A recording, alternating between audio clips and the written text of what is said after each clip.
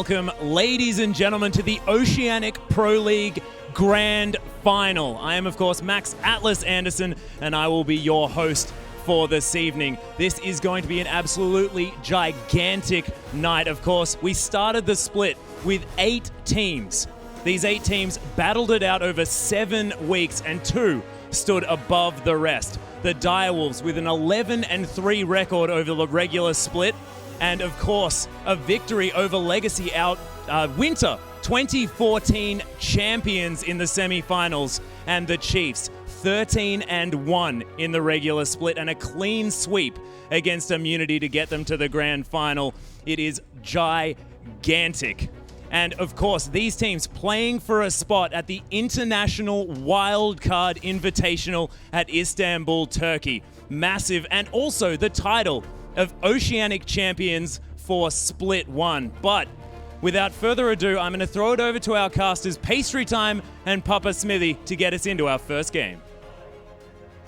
Thank you very much, Atlas, and welcome to the final of the Oceanic Pro League First Split. My name is Julian Pastry Time Carr. Joining with me for the broadcast will be Christopher Papa Smithy Smith. And what a final we have lined up. Absolutely a massive game, Pastry Time, but so much on the line. It's not just the first ever Oceanic Pro League champions coming through. It's also going to be that seat in Turkey at the IWCI. So much on the line and a massive hype best of 3. Yeah, and couldn't have asked for much more here for a final here. 1 versus 2, the Chiefs versus Direwolves, our 2 best performing teams in the entirety of the regular split, and they both look so threatening. And both of them navigated their semi-final opponents really well, but we're going to have the coin toss. This was earlier tonight. Watching it through. Yeah, so just remember that Sharp, actually the captain there, over on the right for Direwolves there, did actually call. So Swiffer winning the toss effectively by Sharp, getting it wrong. And the Chiefs picked the red side on games 1, 3, and 5, I believe. And on games 2 and 4, that will be Direwolves on the red side. Same result actually as both semi-finalists. Every team prioritizing that red side, getting that last pick. The chance for a counter pick. And it makes sense. You know, everyone, like you said, loves the chance for the counter pick. 5.6 has opened up a whole lot of play here that we've already seen in the playoffs, and everybody just wants that last pick. And for a player like Perfection especially, you have to think he's happy with that. But here's our MVP leaderboards as well, and the race is tight here, moving in Swiffer and Perfection right on top. And you have to expect whichever team comes up triumphant will also contain the MVP. Swiffer, the mid laner for the Chiefs. Perfection, the top laner for Direwolves, so critical to their teams, and both with a shot to be the MVP. Yeah, I think King has an outside chance with an outstanding performance and a massive run here tonight. But again, if we're going to look at 2 MVPs for the Wolves, that's probably the players to pick. So big players here at top of the boards, and one of these 2 teams won't just walk away with the victory. It should be the MVP award as well. Absolutely, and it's just a massive match between 2 very different teams, Pastry Time. The Chiefs, the veteran lineup. They had so much success in the past, started 2014 well, then kind of had a spectacular collapse, kept the same lineup. And of course, a spectacular collapse for them is not winning tournaments, let's be real. They just didn't pick up the wins, kept the same lineup, and they're all back here after a very successful season. Yeah, tough to think the Chiefs haven't had a victory in a while. But if you guys do want to get that discussion going, of course, we would love to know your thoughts about how you're experiencing the finals. So get on Twitter and use that good old hashtag #IamOPL. And at LOL_Oceania actually also has information about a big competition that's on. And there's also this website, we've talked about it a lot, oce.lolesports.com, which has all your information. The VODs, of course, we're at the finals, but if you need to catch up, the VODs, the standings, all the information on that website. And you know what? Maybe you don't even need to catch up. You've seen them all. You just want to relive your favorite moments again. And trust me, the final will be forging some great moments here in Oceanic League history. And Papa Smithy, I can't wait. Absolutely. It's just 2 big teams. And again, it's the best possible final. It's teams 1 and 2. They both navigate their semifinals confidently, and they're both thinking they can pick up the win and all the prestige of being the champions. And again, tough to think that the Chiefs hadn't have a premium tournament win, a major win, in I think a year at this point. Start of last year in 2014 was their last big win, and since then, they've just had other teams take over them. Legacy in particular have always been their Achilles heel. Yeah, you look at the calendar, just about a couple of, maybe a week over a year exactly. They're going to see that calendar. They would have circled April, but they're back, and it's been a wonderful season for them. 16-1 on the season. But we're going to start things over on the Direwolves, the second place team finishing, of course, and it's been a massive come up for them as well. Beating Legacy, that Achilles heel for the Chiefs, and Perfection, what a player. There's his most played champions from the regular split, and he just loves big playmakers. Look at those majors, Papa Smithy. Exactly, 4 majors, 4 carry champions. That's what Perfection's all about. We already saw leading the MVP for both his team and his joint for the top. So he's looking great, and then we move to Soul Strikes. This is a guy who, for the first 7-8 weeks of the season, was only playing that Rek'Sai Jarvan, moved in the Scion. That Scion in the jungle has been another premium pick for him. He's been really impressive in trying circumstances. Yeah, Soul Strikes for me, the embodiment of consistency here in this team. Speaking and Sharp, you have to say exactly the same thing. Here's Xerath, a force to be reckoned with in the regular split, and of course the playoffs there as well. If he gets a comfort champion, look for him to go absolutely massive. And in terms of the mid lane matchup, definitely going to be focusing on the wave clear, focusing on the control mages, and King. This is the guy who really came through in 2015 and showed he could be a carry for his team. Plays everything in the AD carry role, but aggression, that's what he's all about. Lots of kills and lots of deaths. Yeah, don't let that adorable little demeanor fool you. He is bloodthirsty on the Rift and in that bottom lane, and his support, of course, Chopper. One of the best KDAs in the split, actually. Been a big Janna player, big Annie player, but he'll play just about anything, and if he can make plays, he will make plays. And he is a bloodthirsty support, Julian. He loves to play those mage champions. Of course, formerly a mage player, played in the mid, played all over the Rift, but loves that aggression. Summon a spell Ignite, you can lock that in. That's going to be his pick. That is Chopper's signature spell for sure, and that bottom lane has been devastating throughout the entire split, but now we're going to move over to the Chiefs and Swiper. A rock in the top lane, and it's reflecting his champion pool. Maokai, Scion, Aurelia. That's it. He's a tank player, Page Time, but he's so good at it, and he's the reliable member of the Chiefs. You know what you're going to get out of him. It's going to be solid tank play. Expect to see that Scion picked or banned away from him. Yeah, and there's Spooks. He's been mixing it up quite a bit, actually. He's, of course, his OPL split champions. Lee Sin a job, and that's what he prefers. But if you give him a Zac, he'll go massive with it, and that was his playoff story for sure. And not reflected there also is the Elise, another aggressive champion he's always been known for. That's back in the meta with the changes on 5.6. And they're the star of the Chiefs. Swiffer loves to make flashy plays and go big for his team. We talked about aggression on the other side. Swiffer, super aggressive there as well. LeBlanc and Twist of Fate, his trademark picks. And he's the one that's matching the MVP votes for Perfection for the Chiefs. He's been the one that's really been leading the way. In his shadow a little bit, but not in terms of player effectiveness. Radio, one of the veterans of the Oceanic scene. Callista's been his new pickup for the season. Still plays his trademark Corki. Really great. I mean, this is one of the old standbys of the Oceanic League. Just as old as the league is Radio, and a wonderful player. Yeah, wants to maybe say that, hey, King, I'm still the best AD carrier around, but Rosie, surprisingly, this amount of champions is the big surprise here. Lots of Janna, lots of Annie, a couple of standout performances on other picks as well, but a very narrow champion pool from someone with one of the biggest pools in Oceania. And the big surprise, especially in 2015, is the disengaged place. Don't let that fool you. Though it shows you some engage mage, there's 7 games of Janna contained in his match history and 7-0 on that champion. Yeah, I mean, it's actually a big champion for, for both of them, Papa Smithy. I mean, it is absolutely. Chuffer also 5-0 on Janna. That's 12 wins on Janna between the two teams in their runs. Have to expect that's going to be one of the contested picks as we move into picks and bans. Yeah, we are going to be there fairly shortly, but it's just amazing to me how much both of these supports have done as far as big playmaking goes. We talked about aggression. It's been a key thing for Chuffer. And you know what? We are going to get into the champs like here, and look at those two teams standing up against each other. These are some big ones here, and this is our matchup. Perfection versus Swiper. And just look at these picks. So different. A couple of carries in the middle they contested with Cannon and Aurelia, but couldn't be more far apart from that. If you were going to choose a featured matchup, Page Time, it'd definitely be in the top. Just because these players are so different. Swiper's the tank role player, loves those tanky champions. That's his trademark. Scion first pick, Maokai first pick. That's what we come to expect from the Chiefs, because then you can get your counter picks in the other lanes. You know what's coming out of top, whereas Perfection, they'll often on the red side, at least the dial was, save their top lane pick for last, because you know he wants to get a hyper carry in the top lane. Now the jungle as well. Quite a number of contested picks, and in fact, if it wasn't for 5.6 changing quite a bit, we'd still expect the Jarvan and Rek'Sai. Maybe we'll still see them today, but very different apart from those two core champions they've both played a lot of. So it might actually be that versatility that really comes into question in this playoff. Yeah, Rek'Sai Jarvan, not as much in the meta. Probably still going to see some Rek'Sai play today. She's still very strong. One champion not reflected there also is the Gragas, which has been coming through as a 5.6 pick. And then you also see, just like in the top lane, the mid lane's very different. Assassin plays what you expect from Swiffer. Loves the LeBlanc, loves the Zed. Twisted Fate and Orianna for his control options. But Sharp mostly about the wave clear and the defensive champions.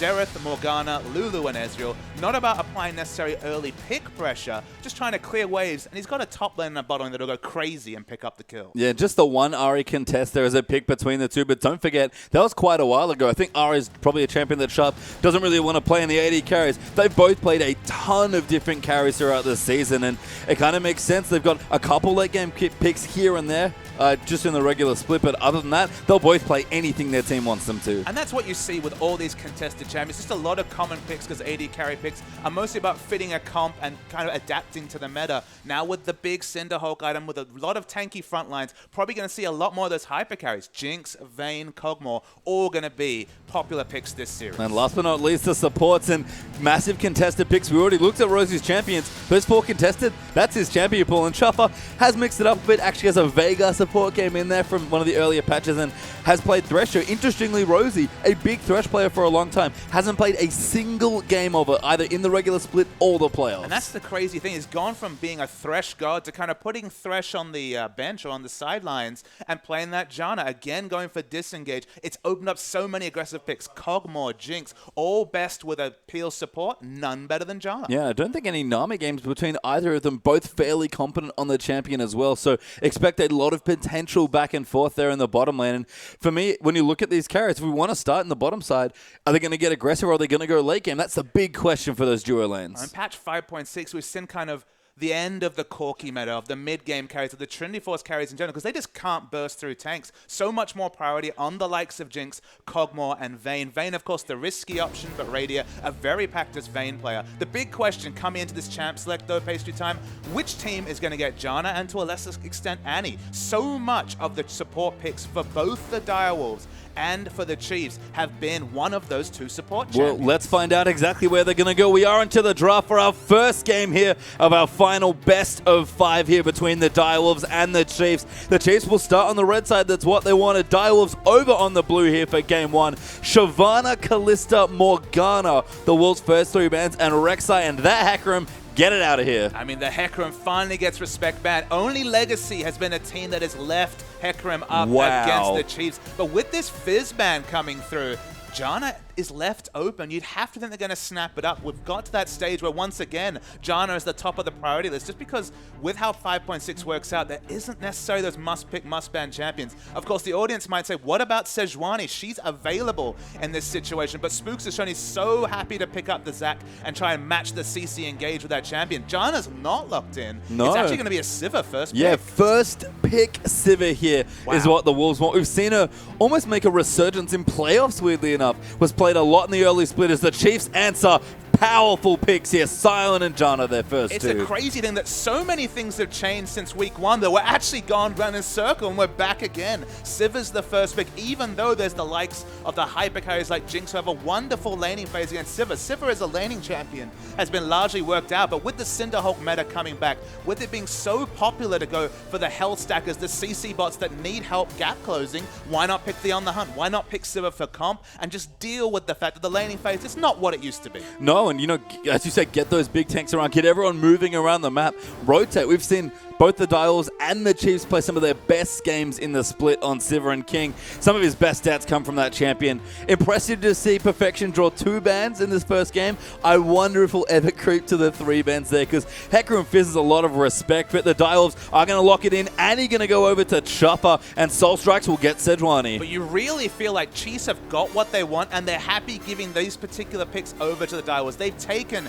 the A+ support. 12-0 between the Direwolves and the Chiefs is Janna. They have that peel spot. That opens up the like of Jinx, we've already said, has a wonderful laning matchup against the Sivir. Sion also has been a popular jungle pick coming through from Direwolves. Of course, Perfection, not known as the tank player, plays more the carries like the Fizz and Hecarim that have been banned away, and the Vladimir, which is available in this situation. So they've got Sion, likely going to be the top laner for Swiper. They've got their support, and the answering picks are Sejuani, who we've already discussed. We haven't seen Spooks put a big priority on that champion. Happy to pick up Zac and try and match the initiation dead, or go the other way. And we mentioned the Elise wasn't in the picks and bans, or at least in the contested picks. Elise 5.6, you see the Elise buffs come through. This tells me Elise, Lucian, they're playing for the mid game. They want to ensure that Direwolves can't get those hyper carry players like the Vladimir that would probably be for perfection in the top lane going. They want to finish this game early. Yeah, and they're going to get aggressive. That's how Chiefs get so many of their wins. Even if it's just on later game champions, their style doesn't change even if the picks might adjust slightly here. So at least Lucian, a great opener there for the Chiefs. But the Wolves have a few picks to make here as well. And I like that you mentioned the Janna, the undefeated support between the two teams. The most played for both of them, though, after that, it's Annie, and it's a big pick here as well. I mean, just human weird stats. 5-0 Janna, 4-0 Annie is Chuffer's record. So this is already undefeated, uncharted territory because Janna, 7-0, also undefeated. One of these champions will finally have their first loss for the respective teams. 2-1 on Annie actually is his second most played here, Rosie. So we've seen the priorities come through. They've really been thinking about their solo lanes. They're going magic damage heavy. It's Vladimir and Cho'Gath. Yeah, Cho and the Vlad coming through there for the Wolves. We had the Vladimir hovered for a while. Perfection shown a lot of comfort on that champion in the semifinals. But Sharp, I believe a new pick for him. It makes sense. Cho'Gath feels like a Sharp champion. Very defensive, good wave clear, but something different here to start things off. And don't let this mistake you here, viewers. We know exactly where these picks are going to go. Even though they're flexible champions, this will be a Vladimir top. Perfection brought that out in the last game of the semifinals. The Cho'Gath mid makes a lot of sense. As you said, he's more of a wave clear player, but the important factor, AP Cho'Gath mid is so good against assassins, which of course is Swiffer's wheelhouse. You don't want to play the Ahri, you don't want to play the Zed against Cho'Gath. You have to go for a wave clear champion. You have to go for a control pick, and damned if they didn't get both in Anivia. Yeah, big farming here, and this was the combo that the Chiefs used in their first game against Immunity in that semifinal as well. The Anivia release, we talk about Anivia loves to go to a farm, a great wave clear champion, but don't be too deceived there. Anivia does some very strong early game damage. I mean, that Frostbite E does so much damage early. It actually goes up to 350 base damage at level 9. And of course, the Flash Frost, the Q, the stun that they're able to get in here. We got Cocoon Flash Frost. We're talking about huge amount of targeted CC very early into the game. Elise has always been known about early game damage and control. We're going to see some crazy mid-game focus coming through. But remember, it is a Cho'Gath. Base health is high. After level 6, even starts to pile on the health. Getting an assassination on Cho'Gath, no easy feat. No, with all that CC as well. A great follow-up. We talk about Sharp, more of a utility player, a big role player for his carries. We've got the Siva and the Vladimir here as well. I have to think here in the first game, Papa Smoothie, both teams got exactly what they wanted. I feel like maybe the Chiefs had the slight edge just because they forced Direwolves into reactionary picks. They weren't necessarily prioritizing themselves. It doesn't feel like Direwolves took anything away from the Chiefs, whereas you'd look at champions like Janna and say, okay, maybe those were taken away from the Direwolves. But it's still a really exciting lineup, and both teams are playing to their strengths. Mid-game has always been the peak of the play coming through from the Chiefs. The Direwolves, they've got a late-game hyper carry in the top lane against Sion. We've already seen Vladimir versus Sion. Pretty good matchup for Vladimir. But one thing we have to mention, ladies and gentlemen, even though we expect Perfection to go off in a Direwolves victory, Chiefs have already showed they always keep that carry top laner on a short leash. They always send multiple members, craft strategies around keeping Perfection down, the MVP leader for the Direwolves. Well, we'll have to see if the Chiefs can hold down Perfection one more time, or if he will be unleashed like he was in the semi-final. We are here for our first game of our grand final, the Direwolves versus the Chiefs. It's so exciting. We're looking at just some of the early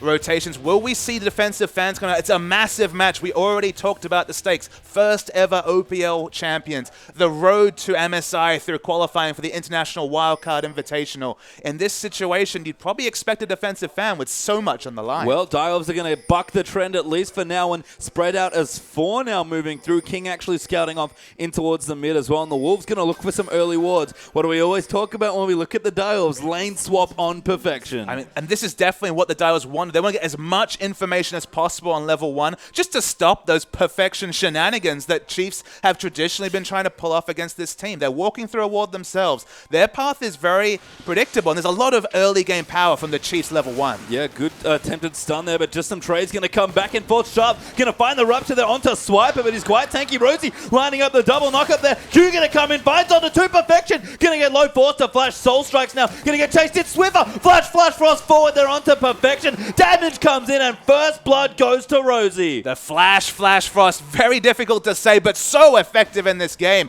Keeping Perfection down looks a little bit easier when he no longer has Flash. And whatever plan Chiefs had, you can expect plenty of attention for Vladimir in the first 6 minutes of this game. It's one of the hallmarks of the Chiefs' play across the region. Their level 1 is always consistently amazing here. Direwolves going to lick their wounds a bit. Start on the Krugs now for Soul Strikes. King and Shuffer going to help a hand out there. Spooks on the same side of the jungle. Going to get a bit of damage there done onto the Gromp. So jungle is not too hindered, but Swiper already starting his camp freely. You can tell, of course, executed, but that's only a fantasy point dissuasion there. No, of course, kill credit coming over to the Direwolves. He'll pick up level 2 and port to lane against a Vladimir, who we've already mentioned doesn't have Flash. And just unpacking that level 1, I actually really like it from the Direwolves because that's 2 games in a row against the Chiefs. Okay, a couple of weeks ago in the OPL, where the Chiefs just got a big level 1 advantage and never allowed Perfection to become late game ready. So they tried to be proactive. They didn't want to be the reactive team this time, but again, fell down in their aggression of trying to get wards. Chiefs with the early advantage. Yeah, Swiffer going to get aggressive there at level 2. Again, Anivia, very strong early game damage, a good range on the auto attack there as well. So lots of harassment here in the matchup, and Sharp will be well contained in the early stages of the mid lane. And already falling low in health, suddenly Elise looking very tasty to come gank in the mid, especially at level 3 when you have all your spells. In fact, there might be a solo, because that's a lot of damage. Damage coming in, Swiffer going in, cancels an auto. Sharp gets ignited down, will not finish him off there as Sharp just manages to survive, and Swiffer, a small mechanical error, but a big one. And this is a confidence player like Swiffer, top of the MVP charts, but I can tell you for a fact, Pastry Time, he is going to be hating himself for not being able to pick up that kill from just canceling an auto attack himself. We have to watch the early phase in the mid lane because it might not end. And Spooks, he's spotted out Soul Strike. Yeah, coming in for aggression, just going to go in 2v2. Level 3, they're up against Soul Strike. Going to come in, Repel will move him down, and Soul Strike's nowhere to go. Cocoon just missed there, and Spooks can't finish it. A mechanical error from both the Spooks and Swiffer pair that have caused so much of the success for the Chiefs. However, Spooks getting Sejuani so low will be able to steal the blue buff away. Should have been, it already has 2 buffs himself, so it will be a 3 buff for the Elise. And the early game champion, the early game just looked even better. A smart invade there from Spooks to go there with Sharp, forced out of the lane, but things going to calm down a little bit. We talked about standard lanes being what the Wolves wanted. Chuffer and King just fine right now. Good stun onto Raider actually going to come in, but will get out of the way of that boomerang blade.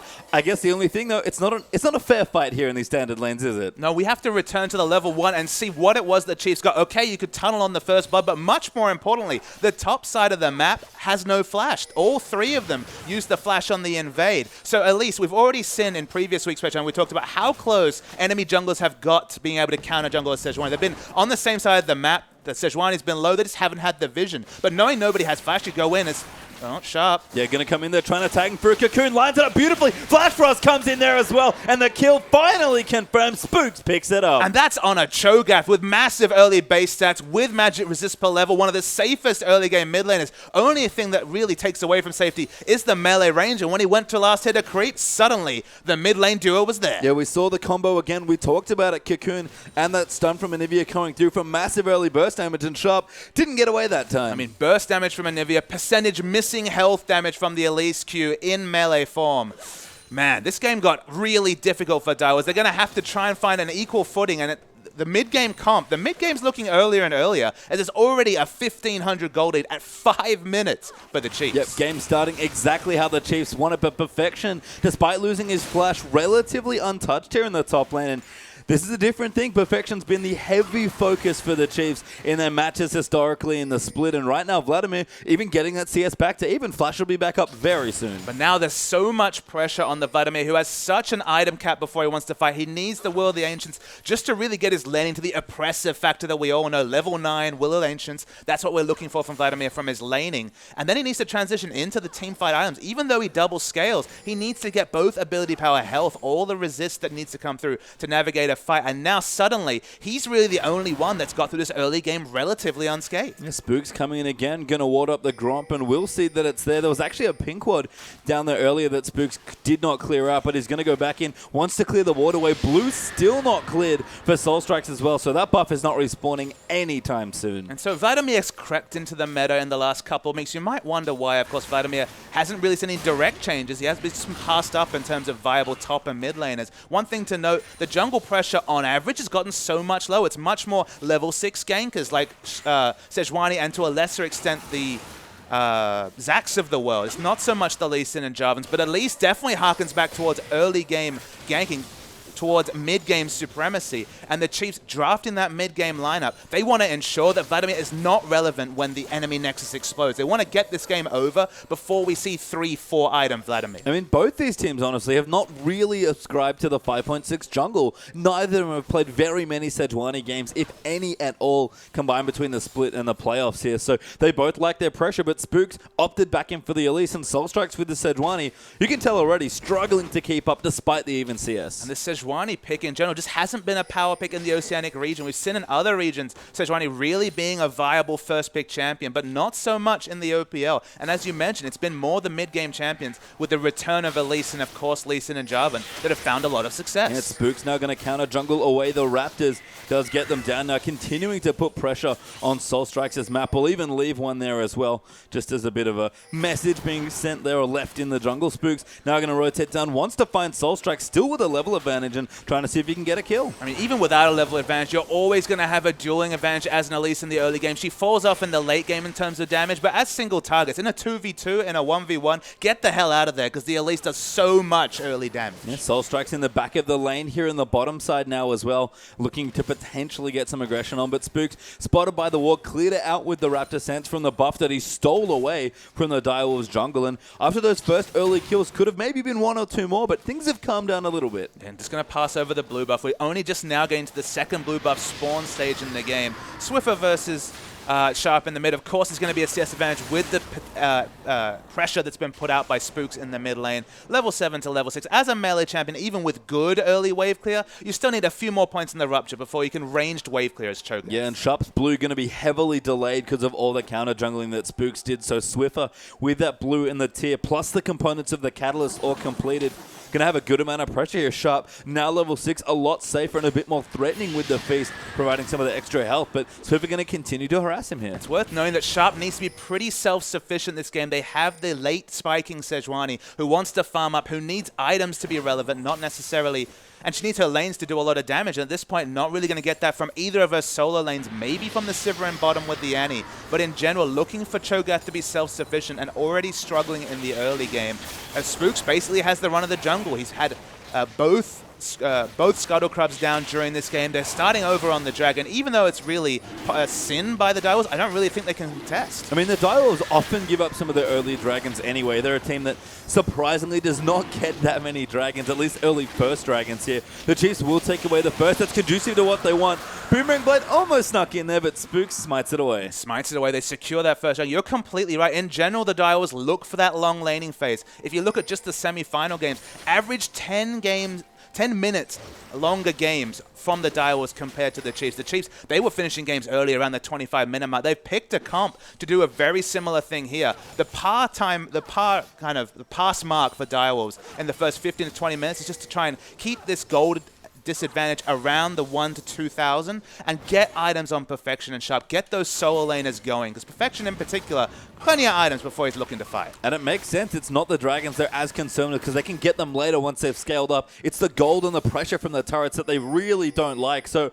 as long as the outer turrets are up for the Direwolves and the laning phase is continuing to go, you have to think in some ways that's a win for the team. And it's been just the hallmark of a Direwolves win. It's been very long laning phases. Perfection staying in the top. King pushing in the bottom. They both overextend for CS more than any other team would rationally do, just because often it's without even wards or necessarily the defensive choice. It's just simple. If you have a hyper carry in the top lane, as we see with Perfection on Vladimir, the MVP leader for his team, King down the bottom lane, who has the most kills in the OPL, both of them push their lanes, and the enemy jungler, he can only choose one. They're both geographically disparate. They're in the top and the bottom lane of the map. You can't be in both places at once unless you're Rek'Sai and have some pretty sick tunnels down, and it's just hard to put out equal pressure. One of them has to get going. Good pull there from Perfection, dodging that maxed up Q damage. Will continue getting health back. Level 9 now with the Hextech Revolver, so starting to get quite a bit stronger. Cinderhawk done now. Chuffers coming into the mid. Swiffer in trouble there as Spook's going to try and run it up, but the teleport will move down there as well. That Swiper coming in for the Chiefs might pop the ulti, but Soulstrike's in the area. Ulti will land there. Sharp comes in. Rapture lands in onto Swiffer. He will get egged there as the Hemo Blade drops off after he pops into egg form. Soulstrike's coming back in as Rosie going to join in now as well. Swiper looking looking to go back and re-engage. Tornado will not reach. Chopper will go down, and he's the only kill. Yeah, an eventual 4v4 in the mid lane was won out by the Chiefs. They just have the earlier scaling. After the Rupture missed from Cho'Gath, they probably should have disengaged from that fight. It was an awkward communication situation where the stun came through from Chuffer with the flash Tibbers, and that caused the Rupture to miss. They should have disengaged. It would have been 0-all, but this result is another advantage coming through to the Chiefs. And just the one kill, not too bad, but giving Radiant free time on the turret as Lucian with an early BF sword is not what the Doctor ordered here for the Wolves here. He'll actually will get the turret. It looks like he'll get very close to as Rosie rejoins him. And as we said, when the Wolves turret starts falling, their laning phase kind of comes to an abrupt end that they don't want. And at this point, they're going to try and keep the turret up a little bit longer. They have perfect defensive vision. It's already a risk for King to just stand on this turret because, of course, it could be DPS down if there's multiple members in the area. No, they're just going to back away. They're not looking to end this laning phase that fast with the Lucians because he doesn't have the Infinity Edge. He doesn't have his first big item to rotate. So he's going to sit on this situation, come back to bottom. They're already winning the lane. They're 21 CS up just through the early game pressure and just the fact that Elise always going to out-pressure Sejuani in the early game, especially with the fact that the ultimate, the Glacial Prison's been on cooldown for a while now. Yeah, Berserker Greaves actually the next finish there for Radiant, along with that pickaxe to join in equal with 80 items for King. So a bit more pushing pressure. You have to think if the Chiefs do want to rotate, that will help them out here. We can see Rotovators coming through for Swiffer, almost completed along with the tier around the 13-minute mark. So a good part-time there. And again, Sharp on the same side. Abyssal Scepter seems to be his first major pickup. I mean, Abyssal Scepter's a massive pickup. Of course, in metas gone past, we might have seen the double Woda when it gave team-wide effects. But in this case, you've got Vlad and Cho'Gath. You've got double magic damage mid and top laners. So pick up the Abyssal Scepter. It'll help Vladimir's damage as well. And it suits him in his lane matchup against Anivia and, to be honest, Elise a lot of the time. Yeah, and the Will of the Ancients now done for perfection as well, starting to bully the Silent here in the lane. And you can see the 5 points in the transfusion, 3 up in Tides of Blood. This is perfection's element. If the Dials can hold this position for about 10 more minutes, this is exactly the type of game they want to play. This lane, look, you don't have a lot of kill pressure on the Scion still. Of course, he's very close to his Spirit Visage, but you just can't be bullied out of lane by Scion. His base damages on his spells are no longer relevant when on a 3-4 second cooldown, you're getting a massive little bit of healing. So he can push this wave, he can control it as much as possible, and just the fact that he has pressure on top, that's why on your minimap you can see Sejuani finally actually able to do some counter jungling of her own, just because there's so much pressure in top. Yeah, actually pulled the Mooning Waves just off the turret there for a bit, so actually freezing slightly up against Swiper. So perfection looking good, but the first tower now going to Chiefs there in the bottom lane. It was sort of inevitable that it was going to go down, and the big question is, where do the Chiefs go now? Because the Chiefs, they need to start pushing advantages around the map. They already have them from the comp they've picked and just how the early laning phase has gone. This top lane is a bit of a wash from the Chiefs' perspective, and it should be the Direwolves and Perfection getting basically free farm. So it should be a 1v1 in the top, and the pressure's on the Chiefs to make that count in the other parts of the map. Yeah, get those rotations going. Infinity Edge, not quite done yet for Radiant. Does have the crit cloak though, so looking potentially into mid now to push down out of the Cho'Gath. But Sharp, we talk about it, he likes to play the wave clear champions, is going back currently, so might lose out a little bit, but with the Feral Scream on a fairly short cooldown, should be able to clear things out, and I love this swap instead. Go to the top lane if you're the Chiefs. Absolutely, that's the lane where you can afford to go. Of course, Vladimir's not going to build any armor necessarily early, might be looking towards the Zhonya's second item pick. That's a common pick, but the back has been stopped, and he's going to have a lot harder time bullying around the duo lane of Radio and Rosie. Yeah, just can't, again, get that 1v1 potential that Perfection absolutely loves here. We'll try and push the waves off as best he can, but Lucian, no slouch in any sort of fast push situation. This turret, it's going down, Papa Smithy. It's going down. Still relatively healthy, though. It's at half health, but the top lane turret, that's the one that's low. It falls down. That's 2 turrets. The global pressure starting to come through from the Chiefs. They have the first dragon. The second dragon's already respawned, and that's 2 turrets to 0. Yeah, and they're going to probably look for the last one there in mid at some point. Radio and Rosie continuing to push slightly here as well. Actually going to move in with Spooks and trying for another early tier 2 rotation. The Dial's on top of their first dragon, but the Chiefs might get a turret for it. Vladimir is completely zoned away from the turret. Nothing he can do despite having pretty damn good wave clear. The Dials will pick up an answering dragon, but losing 2 turrets for a dragon, and in a turret especially, not an ideal trade for the Direwolves. We've seen this quite a bit from the Chiefs, actually, with the Elise, I believe, in their first semi-final game. Really valued that top tier 2 turret just to get the top laners back, push out Vision aggressively around from the Baron, which makes sense.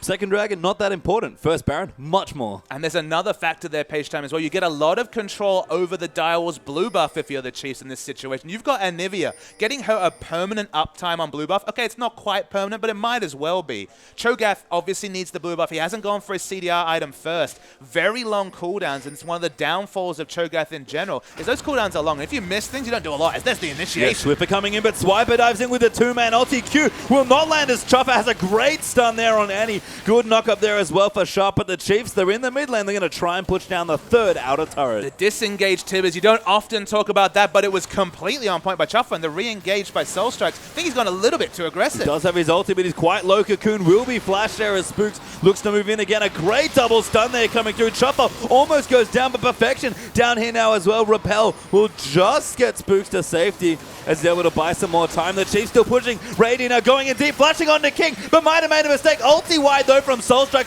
gets cocooned up, and Radiant gets the kill. And all the early rotations, just the advantage of the mid-game comp makes that Radiant flash look good. It was a terrible flash, no vision whatsoever around the enemy Raptors, but it doesn't matter when you're already ahead in the game. And the Chiefs are forcing the Direwolves to react and fight in the early game. This has never been the MO of a Direwolves victory. No, they love to, again, have the reactionary game scale up and then fight once they've got their big carries going. But third outer turret, fourth in the game total there for the Chiefs, Will 4. It's equal on Dragons, but those turrets, and especially that gold, not even close. It's just not equal in rotation space time. So great have been the rotations from the Chiefs against a Sivir comp. That's the critical factor in this situation, is that with Sivir Annie, you're expecting strong reactions from the Direwolves, but then you have the Sejuani who doesn't really fit with that.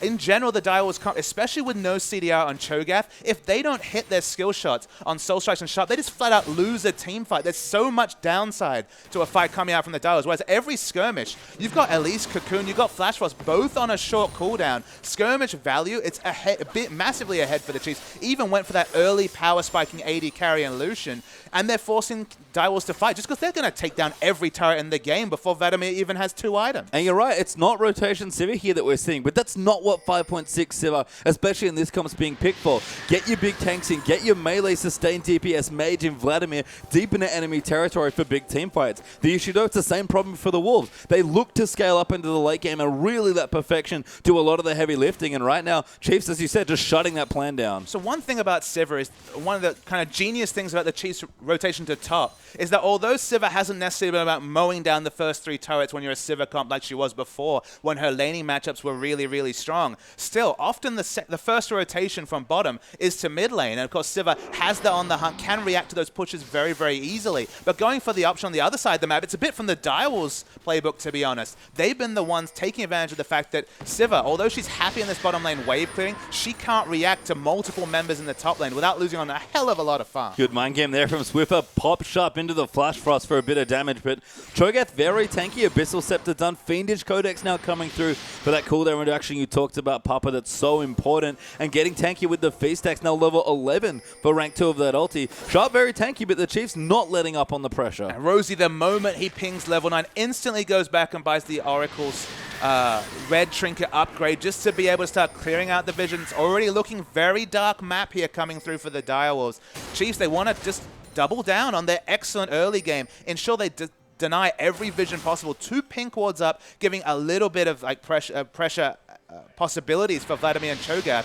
But in terms of just global pressure, map pressure, it's almost absent from the Direwolves. And I mean, the Chiefs do have to keep it up, though. They've got great pressure, like you said. The Wolves playing very reactively all game long, just from the draft even, as you look into this one. But the Chiefs have to keep up the pressure, because Perfection farming now in his happy place in the top lane, getting relatively left alone in this situation. So Vision coming down, next Dragon up in a minute 25. But the Chiefs, if they ever let up for too long, there is weirdly enough a timer in this game. There is a timer, patient time, but the thing to note, as we do see the Cocoon land, it's going to be a bit of harass damage coming through. Vladimir was freezing the lane in top. Sivir was freezing the lane in bottom. This is a different thing coming through the Direwolves. Usually they're both pushing and causing pressure. Having no pressure means that this red side jungle, and hell, even the blue side jungle to a large degree, is very, very risky for Direwolves to enter. Look at Soul Strikes, level 9 to level 10. Doesn't really have any items or economy going. He's another person that scales so well with items. this jungler in particular is going to be held down massively in this game, and it's only going to be useful for the Glacial Prison. And after that, I mean, he had to go Sightstone just for relevance. And that's not what Soul Strikes has been known for in his season.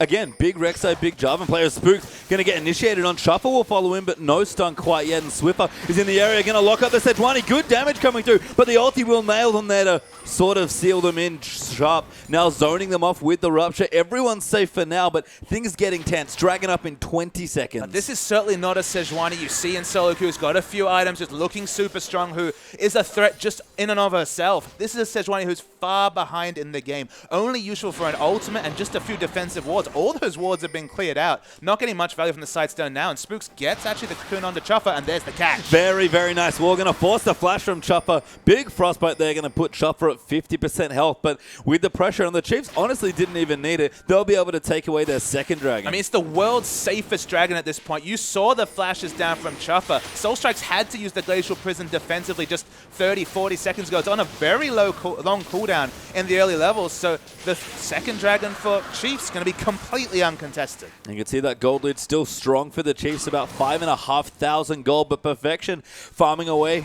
First one to hit 200 CS there along with Swiffer, so good numbers there. Kings actually rotated up. That's a good move there for some pressure. Will get themselves the turret. The Chiefs, so looking to answer in the mid lane. Honestly, that's probably the first time in the history of the Dials 2015 where King and Perfection were in the same lane previous to about 35 minutes. They've always been pushing down waves. That's for once you see King actually has a CS disadvantage, 20 CS behind Radia. They do pick up that first turret, though, get that first taste of the global gold.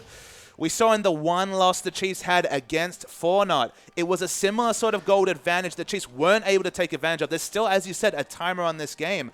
We need to see them pushing for more, because they need to be at least monopolizing the blue and red buffs. That's the least, smallest objective they need to start moving on towards, because just Dragons in a 2-for-1 at 22 minutes, it's not enough. And I like the defensive area from Direwolves there around their own blue buff. Double pink wards, lots of green wards, littering the area there as well. Perfection has gone back. He's got an Abyssal Scepter now, so double Abyssal. If they ever get into any sort of big melee range team fight, possibly with that Sivir ulti, they will rip through the squishies on Chiefs. And this is just a lapse in the game plan coming through from the Chiefs. They should be contesting the blue buff on spawn. They have 2 turrets down in their top lane. There's just the minion waves are helping them out. They've had vision there previously. They should have had a timer down and be contesting for that blue buff just to buff up Swiffer and keep down Sharp even further. So the fact that Daiwas have been able to claim their blue buffs, that's more than they would have expected given how the first 20 minutes went. And look, now King feels a bit more comfortable, overextending a bit now. Got the zeal. I mean, look at this mini-map. There's no vision anywhere near. It is not a safe spot to be farming young Sivir, but able to get out there,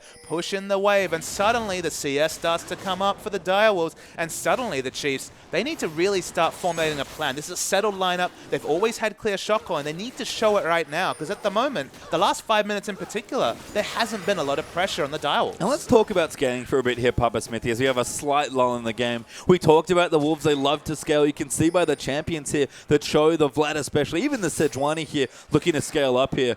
The Chiefs do have some insurance, so they've got the Silent and the Anivia. And it's not a crazy scaling cop coming from the Direwolves. They have the likes of Sivir, who's best in the early game and the mid game. Still can be relevant in the late game, but not against super tanks. And Soul Strikes, he's positioned very aggressively. Getting dope, but not taking too much damage. And a bit of a dive here. Chopper coming in there with a Timber. Swiper will get locked up, but Spooks has to get out of there. Maybe doesn't have anywhere good to go. King, I think, flashed away there. He was scared of Swiffer coming through, but Chopper goes down to Radiant just off the top there. Died around his own turret. Sharp almost getting locked in. Perfection going in massive onto Swiffer. Wants him, but the Hemo Plague will pop. It won't quite kill him.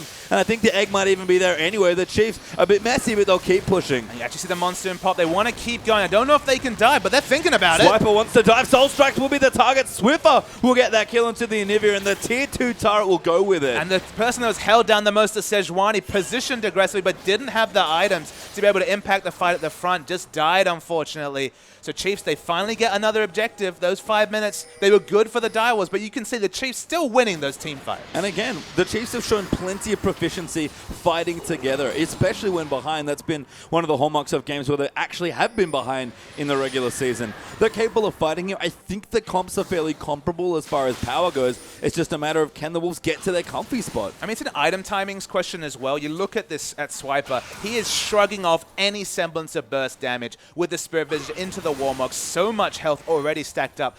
Also, the other factor, Elise has got a snowball Aegis, still working on the Aegis himself as Soul Strikes. That's going to be very relevant against double AP coming out from the Direwolves, and he already had the Aegis. Now it's 10-stack Rod of Ages and the Seraph's Embrace. Hell, even the Haunting Guys for a bit of mid-game power. Just the builds, it's always one item more for Swiffer and the Chiefs in general, and that's off the back of a 6k gold lead for the Chiefs. Yeah, and that is just the reality of the early pressure and the lead that the Chiefs have been able to build here. So continuing to play on the front foot, but another tower goes down there on the bottom side. King, no wards. I mean, actually does have some wards, but no right to be there that I can understand the no wards. You didn't need to look on the minimap most times, just proclaim that. In this situation, had some wards, but definitely no aggressive wards. But still, that's another bonus objective coming through from the Direwolves. It closes the gold lead, but not dramatically. You feel like Direwolves have done better than expected, especially after losing Flash on all their top side of the jungle and a kill in level 1. And in general, Perfection's been the big benefactor. 63 CS. He actually averages a positive CS over enemy laner of 63.5 CS a game, and it looks like he's right on track. And, you know, Perfection just keeps getting stronger, and that's always been a worry sign there. But now he's going to get caught up. Spooks will find him at the pool coming in. King going to move in. Shuffer butting very aggressively onto Swiffer as King will come in there as well. Swiper, though, has dove in there, and Perfection a little too low to fight. That will force the flash from Elise as the Culling moves in onto King. Almost snipes him, but the body locks will save him.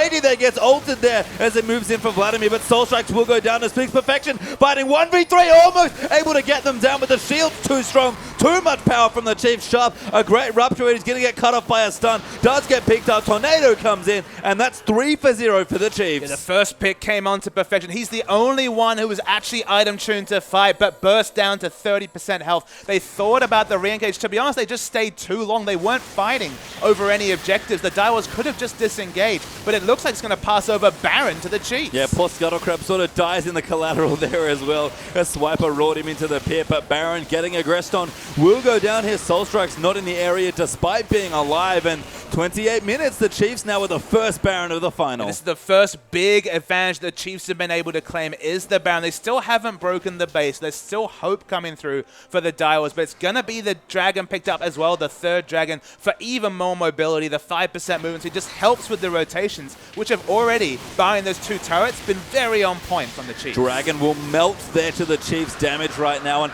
that'll be their third. Should help with those rotations moving between the turrets, and there's not that many left, just the tier 2 there for the Direwolves, and then it's inhibitor turrets and eventually those inhibitors. Absolutely, that's the thing. They've done everything but break the base. So we're going to move into a replay. Perfection, as we enter the screen, is already very low. So we see Chuffer going aggressively, trying to influence the backline. He actually chases Swiffer out of the fight, which is pretty good support for mid laner, to be honest. But the re-engage, Radiant almost DPS's down King with just the culling. There's a lot of disengage coming through from the Direwolves. It's actually a disengage Hemo play, despite the fact that Billy has no CC.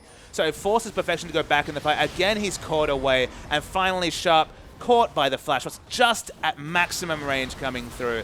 All of that was preventable. They could have disengaged from the fight, but they stayed too long. That was a really sick culling by Radio, I have to say, lining it up perfectly to basically take King out of the fight despite not getting the kill. And the Chiefs continuing to play with strength here, closer to 8,000 gold ahead now. Yes, the Wolves are farming, but like you've already said, Papa, the lead right now just a little too large. And Radiant has absolutely gone for the optimal build in this situation. You look down this Direwolves lineup, there's what? 1 armor item, and that's on the Vladimir in terms of scaling up towards the Zhonya's with that Seeker's arm guard. No other armor. You're going for Infinity Edge Bloodthirster. You're going to do so much damage. And you can see the damage now. Swiper charges in. Sharp will go down to Sion, actually, as Swiper gets that kill for himself. But Radiant is doing a ton of damage right now on the Lucian. And even the big health Cho'Gath, no armor to speak of and right those now. long cooldown CC or teamfight utility abilities like Hemoplague and Glacial Prison are always being used defensively, never for an aggressive option. They haven't been able to look for a pick of their own. And the Chiefs, they take down the last of the outer turrets, and all they need to do now is break the base. And look at Swiper, Chain Vest in there as well, just tanking up the turret damage as they wait for the Minion Wave to come in. Swaps over to Radiant, bit of a misstep Siege there. Minions DPSing it down as well. Yeah, Minion doing well there. Swiffer now tanking it up. He's actually pretty tanky on Anivia as well. And the base will get broken. Perfection might have been caught away, and that That Lucian crit did a lot of work there. Looks for the slow. King trying to get aggressively forward, but he can't protect the inhibitor. The Dials might look for an exit kill with the Chiefs. They break the base. It's the downside of these long cooldown initiations that they've had to use defensively. They know Glacial Prison is down. Truffa's only now getting flash up. They can't re-engage, and when those abilities are on cooldown, Chiefs don't have to respect the Direwolves. And that's definitely the thing for me has been this Sejuani. Soul Strike, fantastic jungler, had arguably the most impressive looking season as far as first splits go, and he was known for reactionary junglers, for being in the right place for his team. Now Truffa going to flash over, they're going to try and make it work. Spook's going to get low silence there and will go down to King. So a 5v4 now. Actually, never mind, Truffa died as well. Make it 4v4 as Sharp gets chunked up. Perfection trying to carry in the front line, but forced to pull away. Swiffer going so aggressive, wants it, but just gets egged instead. Swiper will protect the egg, though. Just a bit of boomerang blade damage coming through, and the Chiefs keep pushing. Love Swiper channeling that decimating smash just for zone control, ensuring no one could kill the egg, despite it being very tanky, and now just tanking up that inner turret. It's going to be the inhibitor turret down, you'd have to think, with all the damage on Radiant. Yeah, and even on a champion like Anivia, Swiffer still trademark aggression. Radiant going to turn it around, killed, not quite there. Culling, though, down onto Sharp. He's trying to find someone to feast, but no good target. Truffa coming back into the fight, though, and that's going to force the Chiefs away. King, fade away, boomerang blade, gets onto Swiper. Perfection will zone away the Scion, and the Dials hold for now. But that could have gone so much worse from the Chiefs. The fancy feat from Radiant to relentless pursuit away from the Glacial Prison and get trade damage in. Almost DPS down King himself. He couldn't commit to the fight. Only one member goes down for the inhibitor turret. It's still a massive win for the Chiefs. And look at the difference in builds there for AD carries. 3 items done there for King. He's got the Last Whisper, the Phantom Dancer, and that Infinity Edge, but aggressive items for Radiant. You mentioned them already, and even on top of that, a luxury QSS as well. And that's the kind of the secret thing about AD carries is you always want to go for that Bloodthirster third, because as Radiant was showing, you just do so much damage to structures in particular. The thing about Lucian is, okay, he's 500 range. It's risky to do turret damage. Usually you have to respect the CC coming through from the Direwolves, especially all the initiation options. But with the Glacial Prison down, you do so much turret damage, and you have that lifesteal and shield from the Bloodthirster that you can just DPS it down. And although King has the holy triumvirate of AD carry items, Infinity Edge, Phantom Dancer, and Last Whisper, without the lifesteal, he just can't commit to fights. No, and I mean, at this point, the Glacial Prison's even going to get shrugged off by Radiant. He's fairly mobile, but now with the QSS, he can just get out of any of the major ultimates. Unless he gets hit by a Rupture, which would be very poor positioning on his part, he should be fine. And the Chiefs, they're going to keep pushing here. King, by the way, farming down the bottom lane. 333 CS, 281 to 188 is the top, and they're getting the CS, but the difference between the Chiefs and other teams, they're breaking the base. Oh, Perfection stunned up there as well. Beautiful layering by the Chiefs. Now the damage going to come in. A great silence from Sharp will zone them away. Sharp will actually use the ulti to kind of zone them out as well. So a bit of a reset. Soul Strike's going to look for a backing. Gets knocked up by the Tornado. Culling going to come down, and Radiant gets the kill. Ulti already down. Spooks got Hemo Plague there. Might go down, but not quite. Swiper actually low will go down, but now he's back in his passive form. King just gets out from under that wall there. Perfection trying to DPS them, but it's not enough, and the second inhib falls. The hilarious factor is they actually got that inhibitor through the Undead Scion's passive. They're still looking for the engage, but the Talisman's been popped. Oh, Swiffer has been stunned, though. Will get the kill with Perfection, and a couple of sloppy exit kills there. Dials picking up extra gold. But I mean, Swiper in his passive form actually was doing a lot more damage because of the increased attack speed to the inhibitor. Basically soloed it down with no risk of Radiant, a 500 range AD carry, getting engaged upon. That Nexus turret is so low, but it just survives. Yeah, somehow survives. Good aggro juggling there by Perfection. Now going to meet the super minion wave with the Vlad and Zona out. Need to see Large Rod is there for him, so Zonya's Hourglass on the way in level 17. The Direwolves, the gold deficit's quite large still at this stage of the game, but they hold on for 10, 15 more minutes, and all of a sudden, the deficit just doesn't look so bad. But you start looking at this game, Pastry Time, and you can see what the Chiefs have done different against the Direwolves that other teams haven't. You're starting to hit those item timers. You look down at Vlad, you look at his CS, and like, wow, 105 CS up. He's hitting those item timers he needs.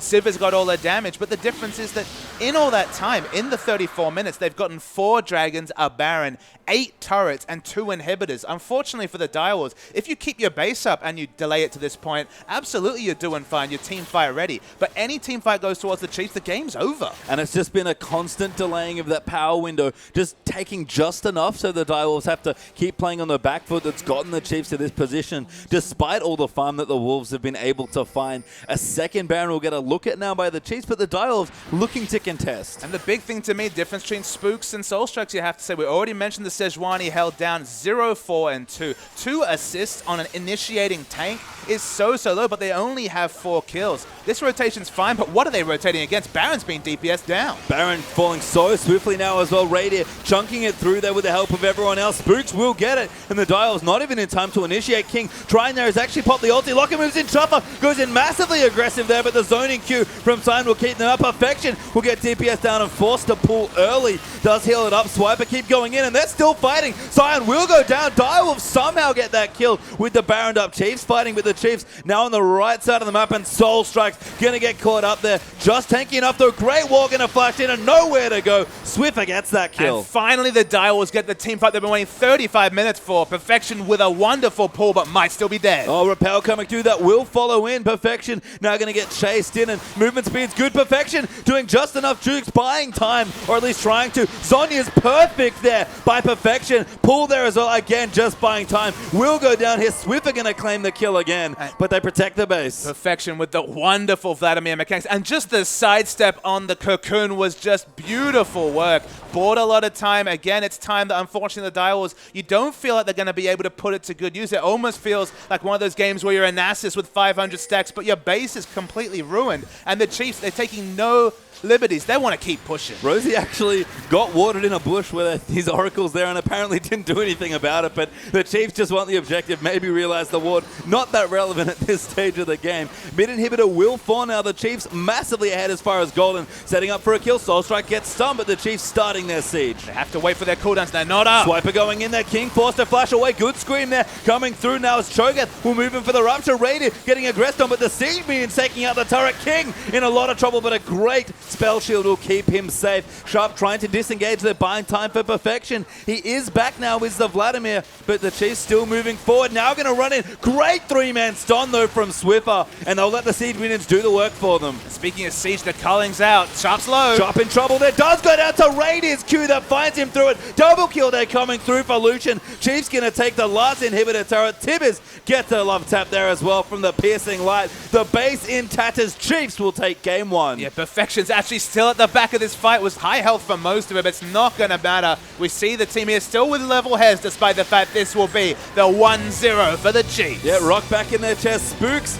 kind of comforting his teammates, saying, well done, but this is the first game. We don't have time to mess around. A best of 5 is a long series for any team, and the Chiefs, being the veterans they are, they know that better than anyone. And it's no coincidence that of the 4 defeats that the Direwolves have, maybe 5 it is now, 3 of them have come against the Chiefs. Every meeting they've been able to rotate around the mid game, and despite the fact that the meta seems to be shifting towards the late game, no one told the Chiefs because they take it down early. And you can see King there as well, just on your screen. Chuffer kind of looking over at him saying, I'm sorry, buddy. King, a young player, maybe a bit hot-headed, and looked not very happy after that loss. And I felt like a lot of the game was symbolizing the last fight where Perfection was heavy. He had lots of items, but he was at the back being ignored because the base was being taken around him. A lot of this game was played around Perfection. So instead of just targeting Perfection like they did the last 2 times, they played it around him, and damn, it looked pretty good. And again, the Wolves had some good spots there. The window was almost open for them to get back into that game, but at the end of the day, the Chiefs just got enough ahead that the Dials couldn't scale what they wanted. You know what? We're going to go throw it out to Atlas in the arena for a bit more breakdown on that game. Thank you very much, Pastry Time, and what a commanding victory by the Chiefs in Game 1. Jake, Spawn Type here, of course, standing beside me, and man, things went wrong by minute 1 for the Direwolves. Yeah, they certainly did. They tried to get on the front foot and go for an early invade, and it went very pear-shaped, picking up first blood. It did go over to the Janna, but from there, just blew too many summoner spells on the top side of the map. And because Sejuani was so low before she even started her clear, it just meant the Elise could go absolutely crazy. Yeah, and speaking of the Elise, actually focusing on the mid lane, a little bit of old Chiefs style here as well, very early on. Yeah, it certainly was, and it was just because of the summoner spells being down. Of course, Cho'Gath, that melee range mid lane, are always going to struggle against the CC and the surprising burst damage that comes out of Anivia. So I like what the early tactic was. They mixed it up a little bit. Of course, very famous for camping perfection in that top lane, and just got Swiffer ahead really far. Yeah, and then rotating their bottom lane, of course, Radio playing out of his mind so aggressively, but rotating that bottom lane to the top side of the map and continuing to put the pressure on Perfections early. Yeah, it certainly was a good move because it was at the stage of the lane that Perfection was starting to get it back. He had about a 20 CS lead. You saw that Swiper had actually been forced out of lane on Sion, and straight away they rotated their bottom lane up. More than that, they cheated their mid laner and jungle towards the top side. 4 members were present and Perfection just had to give it up. Yeah, he had to, although, I mean, after this happened, of course, King, he managed to get a CS advantage. Perfection managed to get a CS advantage. Is this going to help Direwolves as far as their mindset heading into Game 2? Because they looked in contention towards the end of that game. Yeah, it certainly did. The game looked if it had gone for about 10, 15 more minutes. They had some answers to it. I think Perfection was up by about 100 CS. King had actually got himself a CS advantage as well. And the Chiefs, they looked like they were blowing off some rust in the first game. Couple of misplayed engages, especially at the end around the bottom inhibitor. Took them a little bit longer than expected to win, but hey, at the end of the day, they walk away with Game 1, and they did it in pretty emphatic fashion. They most certainly did. And ladies and gentlemen, we want to get into Game 2 as quickly as possible. We'll see whether this is going to be the train rolling now for the Chiefs or whether the Direwolves can pick it back up and head through to a victory in Game 2.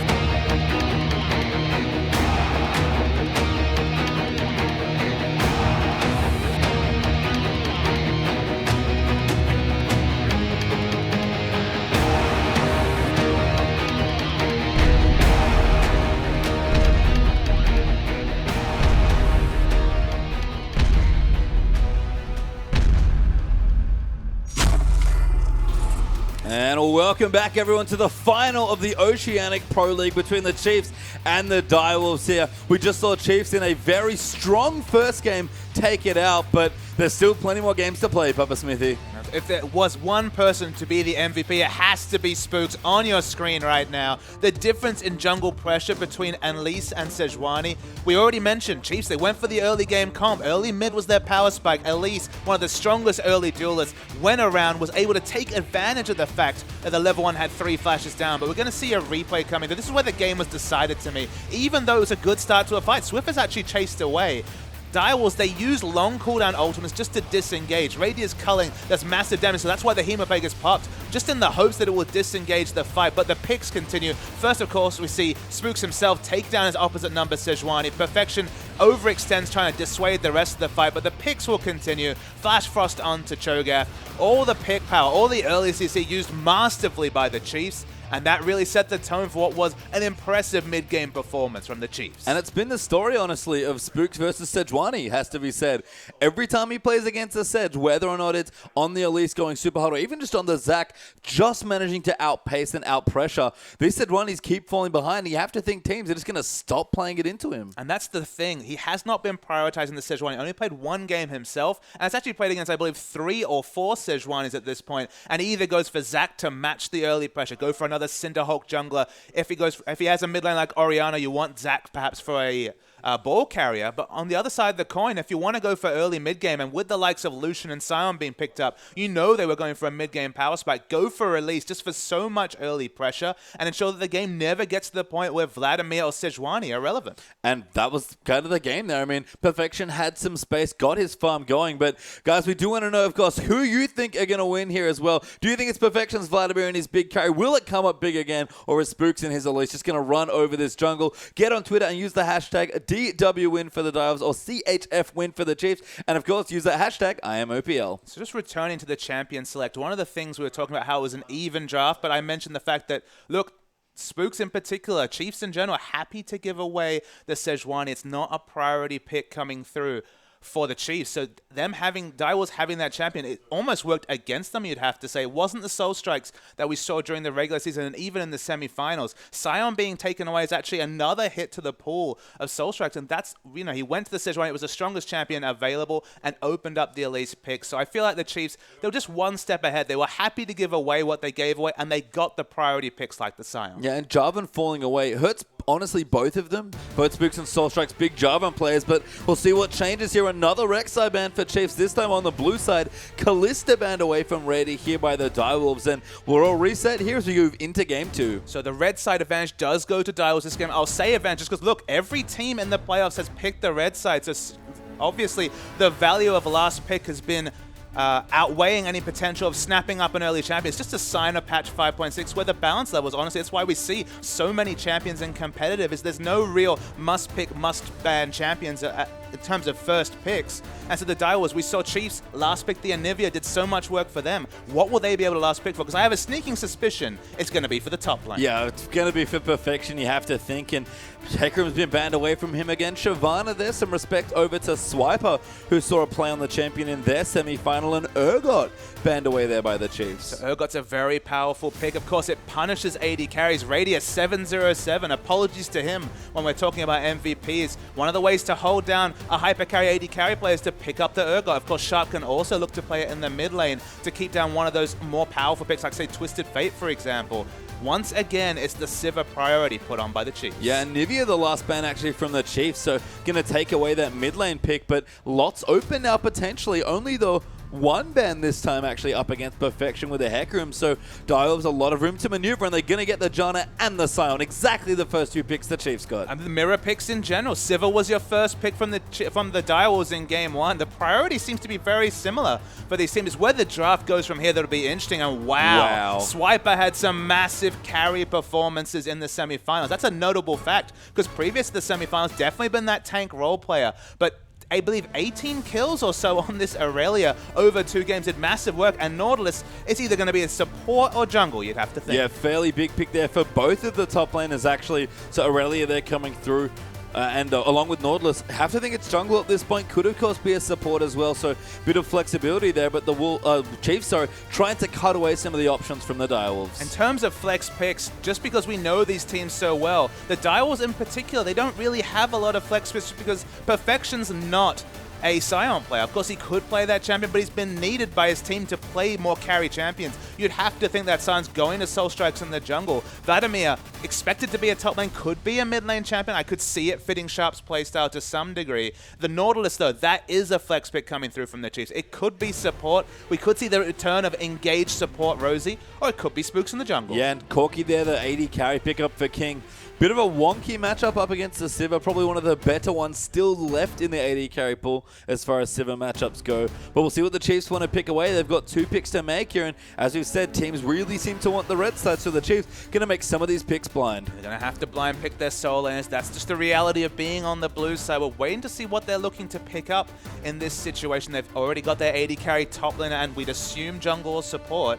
They're actually taking a lot of time to decide. On the Direwolves side, you see a lot of engage, a lot of turret damage coming through from the Corki, you'd have to think. And there's the lock-in. Gragas finally sees his appearance in this game. And Twisted Fate, that's a blind pick mid laner, not showing a lot of respect to Sharp. There's a lot of potential bad matchups for Twisted Fate. What does he have available to punish a blind pick TF? I'm not sure, but that should be Gragas jungle, you have to think here, unless Rosie is going really off the deep end this time. And he's at a pretty narrow champion pool. Nautilus, if he takes it, and that's the assumption here, that's already a far cry from a lot of what he played, both in the playoffs and in the regular OPL season. The Direwolves, though, do have 1 pick left here, and it is going to be, you have to think, probably a pick for the mid lane, of course. And it was open last game. Sharp didn't take it, but he might go back to the Comfort Xerath. But this is a situation where Sharp's champion pool starts to shine through. Twisted Fate actually made his triumphant return to the meta as a counter pick to Xerath because, of course, is able to match Xerath's wave clear, then exit lane, and Xerath has to only can really roam with his ultimate to some degree. So in this situation, this is not a pick that really punishes Twisted Fate in lane. So the first Destiny, it could be game decided. We already saw an early level 1 fight really decide the tone of our first game of the series. Destiny is what we're going to be looking for in this game. And the last time this happened to the Direwolves, I'm sure they're getting some not so happy flashbacks of their OPL games this split.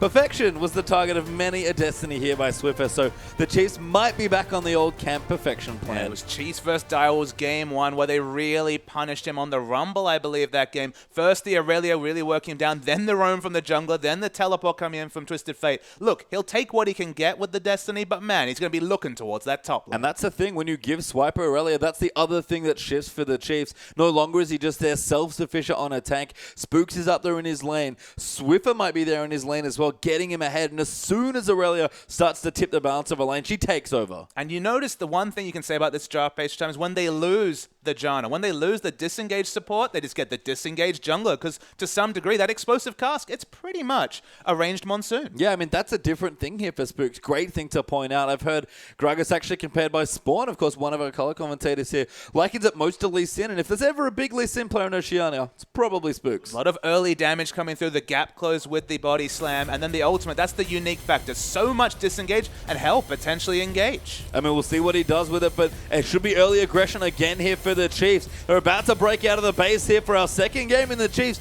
up a game here in this best of 5 grand final. The Dial's going to look to answer back and make it a best of 3. You have to think it's a must-win game for the Dials just to get a bit of momentum. Giving away a 2-0 makes every game a potential decider for the Chiefs if you're a Direwolves fan. And honestly, a lot of it to me is on Sharp and Soul Strikes. Can they make Swiffer accountable? Either punish him with his weak laning phase or take his turret. Because if Twisted Fate can just clear waves and then show up with the Destiny, it's always going to be advantage Chiefs. And that was the biggest thing for Soul Strikes' play in the split that's not reflected in his champions like Sejuani. He was a great reactive ganker. We talk about the top and bottom lanes overextending for the Dials. It was Soul Strike that sort of kept the balance there of the pendulum, you have to think. Just moving back and forth, making sure everyone's okay and getting them through their long laning phases. When you have a more reactive champion like Sejuani, Soulstrike can't do that. So can he do it here on Sion? And Sion's such an interesting pick, Pastry Town. It's definitely a Soulstrike special. We haven't seen a lot of Jungle Sion anywhere, really. It's been an OPL trademark. He's 2-1, I believe, on that champion at this point. Played it twice during the semifinals. Speaking to Spooks previous to the game, he actually said he wasn't a big fan of the Sion jungle. He didn't really see the validity of it. In this situation, though, one thing I can tell you about Sion, although he has a lot of setup, you can see him channeling that decimating smash. Takes a long time. Does a surprising amount of damage in early skirmishes. So if you have set up CC in the lanes, whether it's a Janna knockup, whether it's a stun coming through from Xerath, you can actually do a lot of work in early ganking as Sion. And that's what Soulstrike wants to do. Apply some of the early pressure, get his aggressive laners ahead, get Perfection a comfortable lane, get King ahead, who's on the Corki here in this game for quite a surprising pick. But we're looking for a lane swap. Swiper and Spooks will start the Gromp together, and Sivir already trying in the top lane. Yeah, it's actually a blue side initiated lane swap coming through from the Chiefs. We see Gragas with the jungle follow, as you said. If we do see a support roam, that's a lot of support, a lot of roam and CC potential between the Gragas and the Nautilus. Perfection, though, actually cleared away a camp, I believe, on his own. Perfection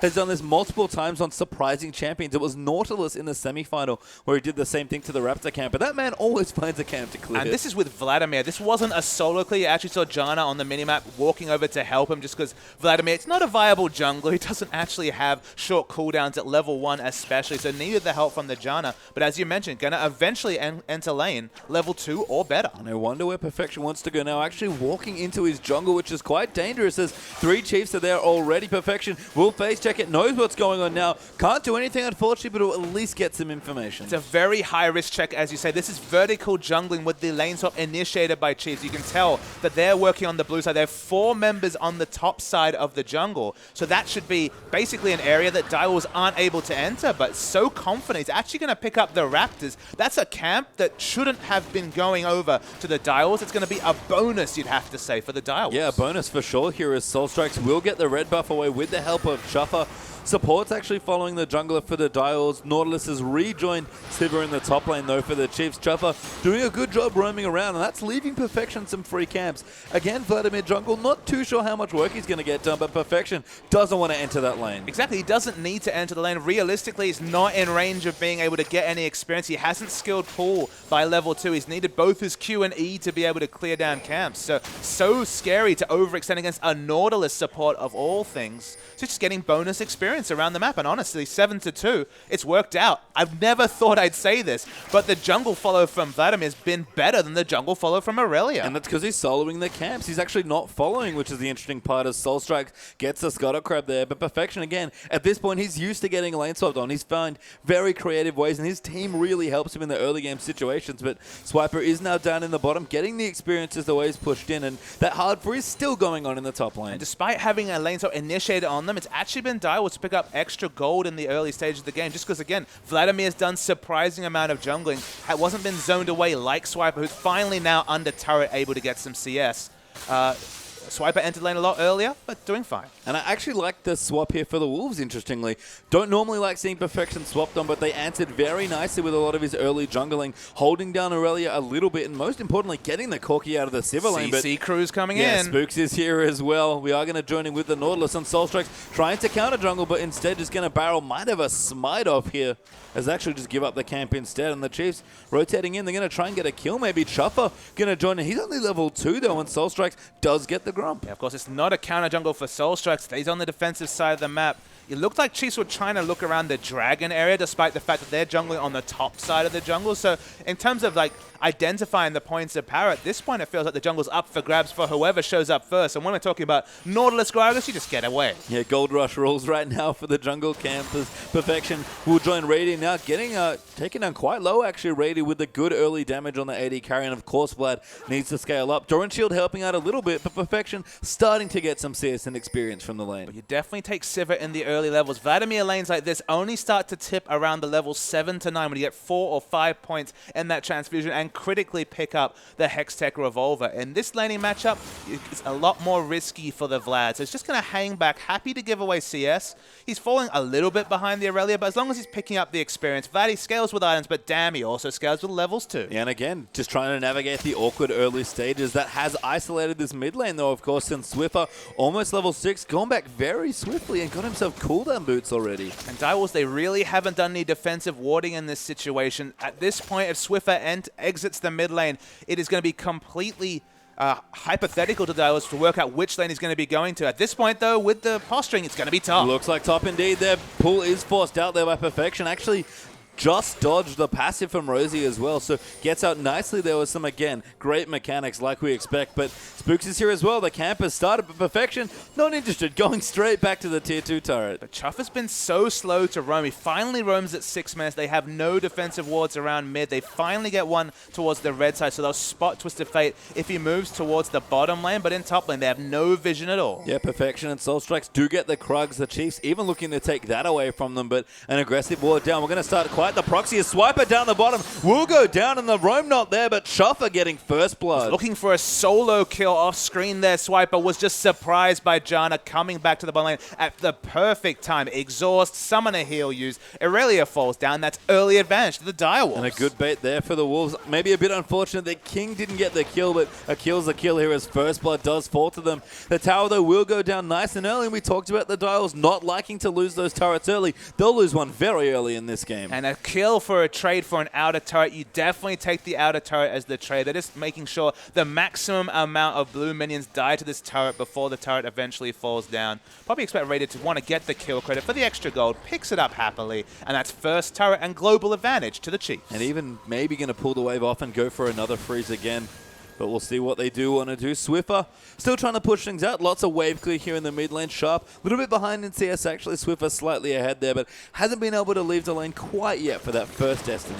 He definitely hasn't been pressured. Actually been able to pick up an 8 CS advantage. Now getting blue buff, working his way towards 40% CDR. Actually already has about 25% or more with the very early CDR boots. He's been able to get through this lane without even having to pick up any defensive statistics whatsoever, and is confident enough, even against a lot of CC coming through from the Direwolves, to pick up those early CDR boots. I mean, what do you think of the build here from Swiffer? Because that is very fast, as the Destiny has got pop now as well. Maybe just going to get some vision, but they're in the top lane. The Dragon going to go down there for the Wolves, but Perfection goes down. And again, it started, the Divers will get the Dragon, but poor Perfection, he remembers this, and not very fondly. No, he does not remember this fondly at all. 28-35 CS behind, but crucially, already multiple members entering his lane. They're going to continue freezing the wave to add insult to injury. Up top, we see Irelia freezing the wave, and Perfection, he found camps I didn't think he could get at level 1, but at this point, the actual lane experience seems very difficult for him to pick up. King going aggressive onto Radier. That's going to force the ulti. Soul Strikes here, looking for the slow, but a good flash from Radier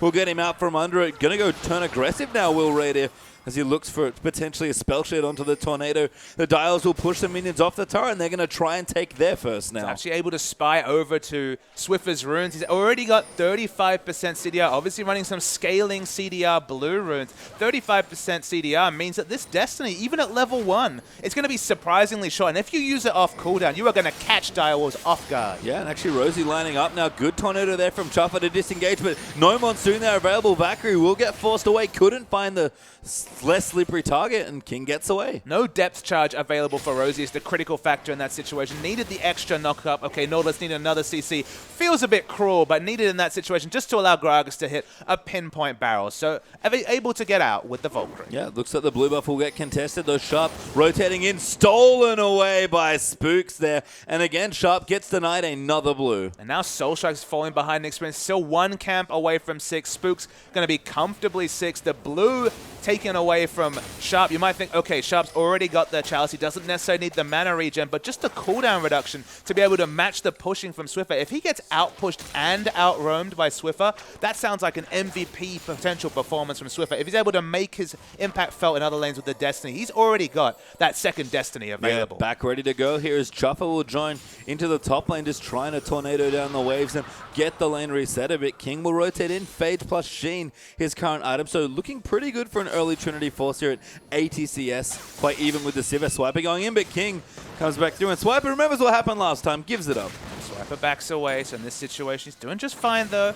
the Twisted Fate Destiny. We're waiting to see which lane that'll be cheating towards at this point. Just happy to wave clear. He has all the options. Does he want to stay and just match the wave clear with the Zerth? Does he want to exit lane and have the Gragas take over mid lane? The unique factor about the jungle Gragas pastry time is that he actually has pretty good ranged wave clear himself. He can happily come to the mid lane and make things up. Soul Strikes actually goes in. Yeah, going in. That was the ulti you heard there from Sion coming through as Rosie does get slowed up. Knockup moving through. Sharp will find some damage, but it's onto Swift. A nice little mine in there. Time. Ulti coming through. No bolt will land. Flashes the last one just in case. And Swiffer gets to safety. The 100-unit horizontal flash is actually enough for him to stay alive. Doesn't have distortion boots. That's a 5-second cooldown on the flash. Nice smooth moves from Chief Swiffer. And King doing some barrel rolls in the top lane, wanting to get some damage done to the turret. I like the rotation here. Perfection picked up a little bit more CS, but still struggling 44 to 65. And they're both honestly looking for some early item spikes, but Aurelia will just peak a little sooner. Absolutely, and Aurelia working towards a Trinity Force, like you said.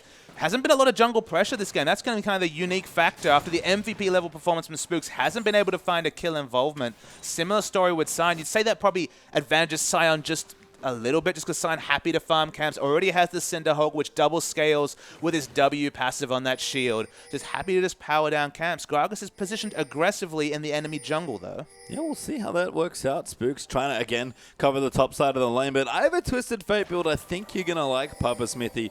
Very different stuff here from Swift. We already discussed the cooldown runes, the early cooldown build, now with the distortion. But that, my friend, is an early Lich Bane coming. Early Lich Bane. The reason why you might want to go there is no necessary tank, but the Destiny's popped. Well, we'll see what happens. No Lich Bane yet, but he's going to move in. Spooks will find Chuffer, but a good monsoon might disengage. Great ulti there from Spooks, but a flash out from Chuffer. Rosie follow flashes, locks up there with the dredge line, and Chuffer looking to go down. Wildcards just wide as Chuffer shields himself just in case, but Swiffer has popped the ghost. He's lost his card though. Can't quite go in for the stun, but going to throw in some autos instead, and Ghost are able to chase him off. Red card gets the kill. Yeah, Ghost was the big factor in that situation. Boots too, and Ghost able to match the natural movement speed from Janna.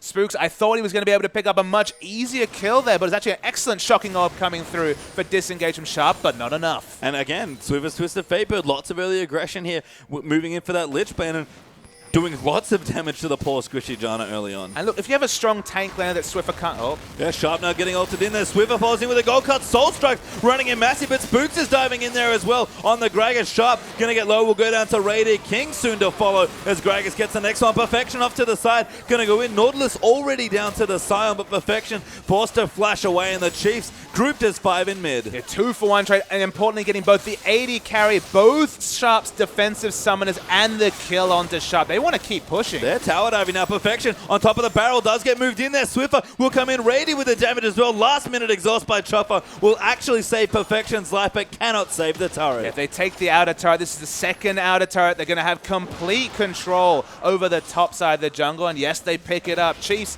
rotating so well, by far the faster team to collapse 5 members into middle. And you know what? We tried to bring it up a few times, but I think I understand why Swiffer's going for this build. I mean, the Lich Bane, usually when you're against strong CC laners or champions that can deal with a side lane push like a Zed, you don't want to opt into a Lich Bane first because you won't be able to split push. It's definitely a split push focus or fast push build. Fast push was the name of the game in Game 1. It might actually be the name of the game in Game 2 when he's so close to 40% CDR already. With those CDR runes, he doesn't need to rush necessarily for any more CDR apart from what he already has in terms of the boots. And Sharp's overextended, no defensive summoners. He's dead. Yeah, he gets locked up there. No, he's protected by the Direwolves. Wildcards going in, but not enough there for Sharp. Xerath will live for now, and the Direwolves defend their teammate. He cheats death this time, but was just far too overextended on the blue side of the jungle. They want to pick up a second dragon. They do not have Xerath available for it, but no vision in this area means the Chiefs can't contest. Yeah, and the Direwolves, that'll be the second dragon actually coming through. The first one basically just from early rotations, but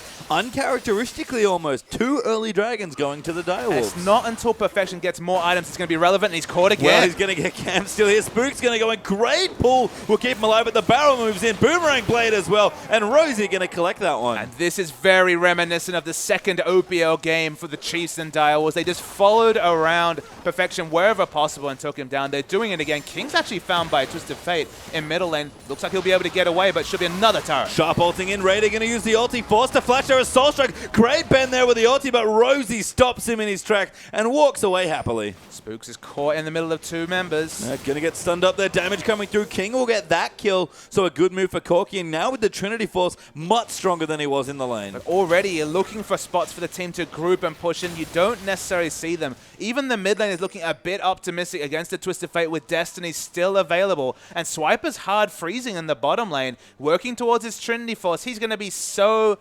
faster in his part times when it comes to item pickups.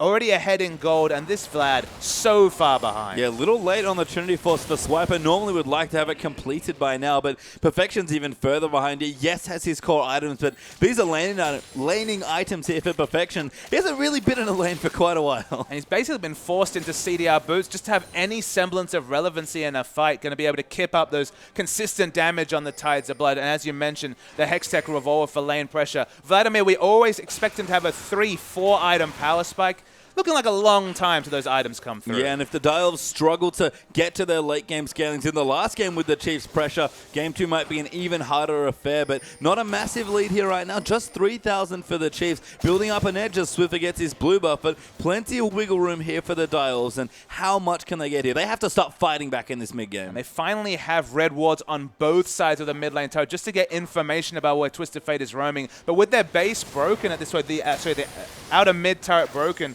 there's a lot of safe places from Twisted Fate to port around. It's too early in the game to have sweepers on the enemy team. So Twisted Fate feels like he's already gotten better than expected in terms of the early game, because when you break the enemy turret first as Twisted Fate, suddenly any lane is a safe spot to port into. Yeah, just more space to use that semi-global ultimate and just get around for the ganks. Kind of funny that both teams are playing very similarly at this stage of the game.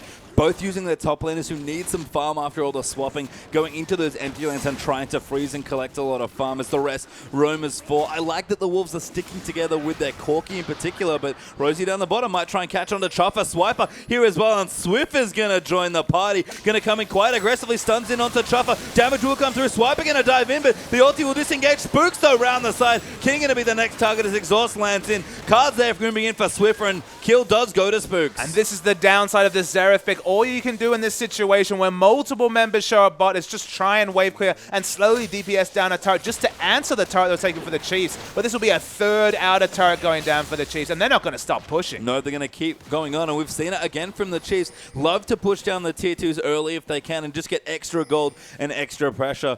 Makes even more sense with the Twisted Fate as Soulstrike does come in to defend. He's got his Cinderhulk ready to go and has decent wave clear with the maxed out Q there instead, but Spook's even going to take away the grunt from him, and Dial's starting to lose a bit of traction in this game. In that situation, why it's so safe to keep pushing is that you can always rotate to mid, and if Xerath stays overextended doing turret damage, you can always gank him in mid because he has no outer turret to defend himself. It's already been taken down early. Perfection finally pushing up this top lane is eventually going to take out an outer turret to start answering, but still, he's sitting on 1,800 gold. I don't know if there's a big enough purchase to match the Trinity Force from Aurelia. Yeah, and that's the question. Can Perfection match the Aurelia? Because once Aurelia tips that balance of the lane, it gets very tricky. Swiffer going to charge in there onto Chopper. Good zone there, but Radiant too much damage. Exhaust a little late. Now Swiffer chasing in. He's actually going in onto Sharp, who cleanses out. Now Swiffer, who might have gone too aggressive, going to move back into Radiant. Rosie looking for the dredge line flash, but Sharp flashes out. Soulstrike will go down instead as Radiant starting to rack up kills. Ulti there moving through, but just out of range. And the picks continue from the Chiefs. It's not on the back of Spooks this game. It's they compensate for the Gragas, who doesn't have quite the early game of an Elise jungle in terms of pressure, with Twisted Fate running rampant in the enemy base. Rosie's caught.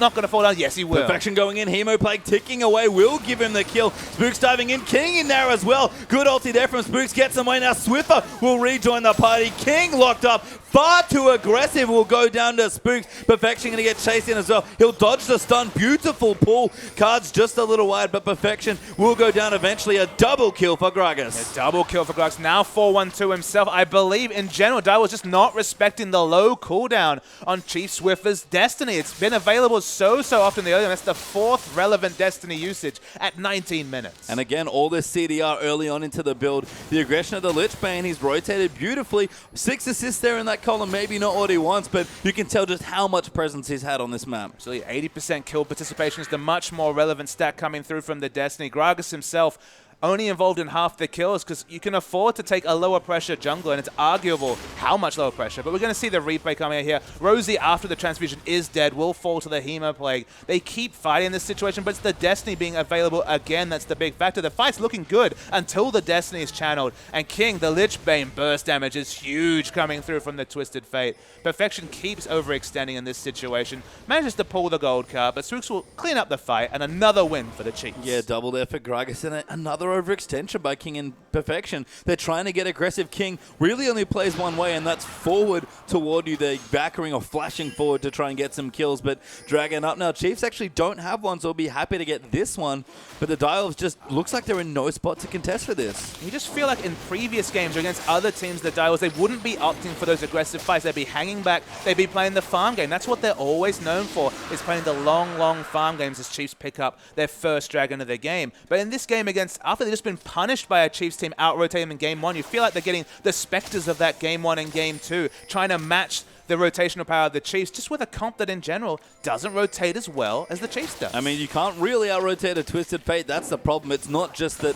the Chiefs are probably better at it. It suits their style, certainly from what we've seen.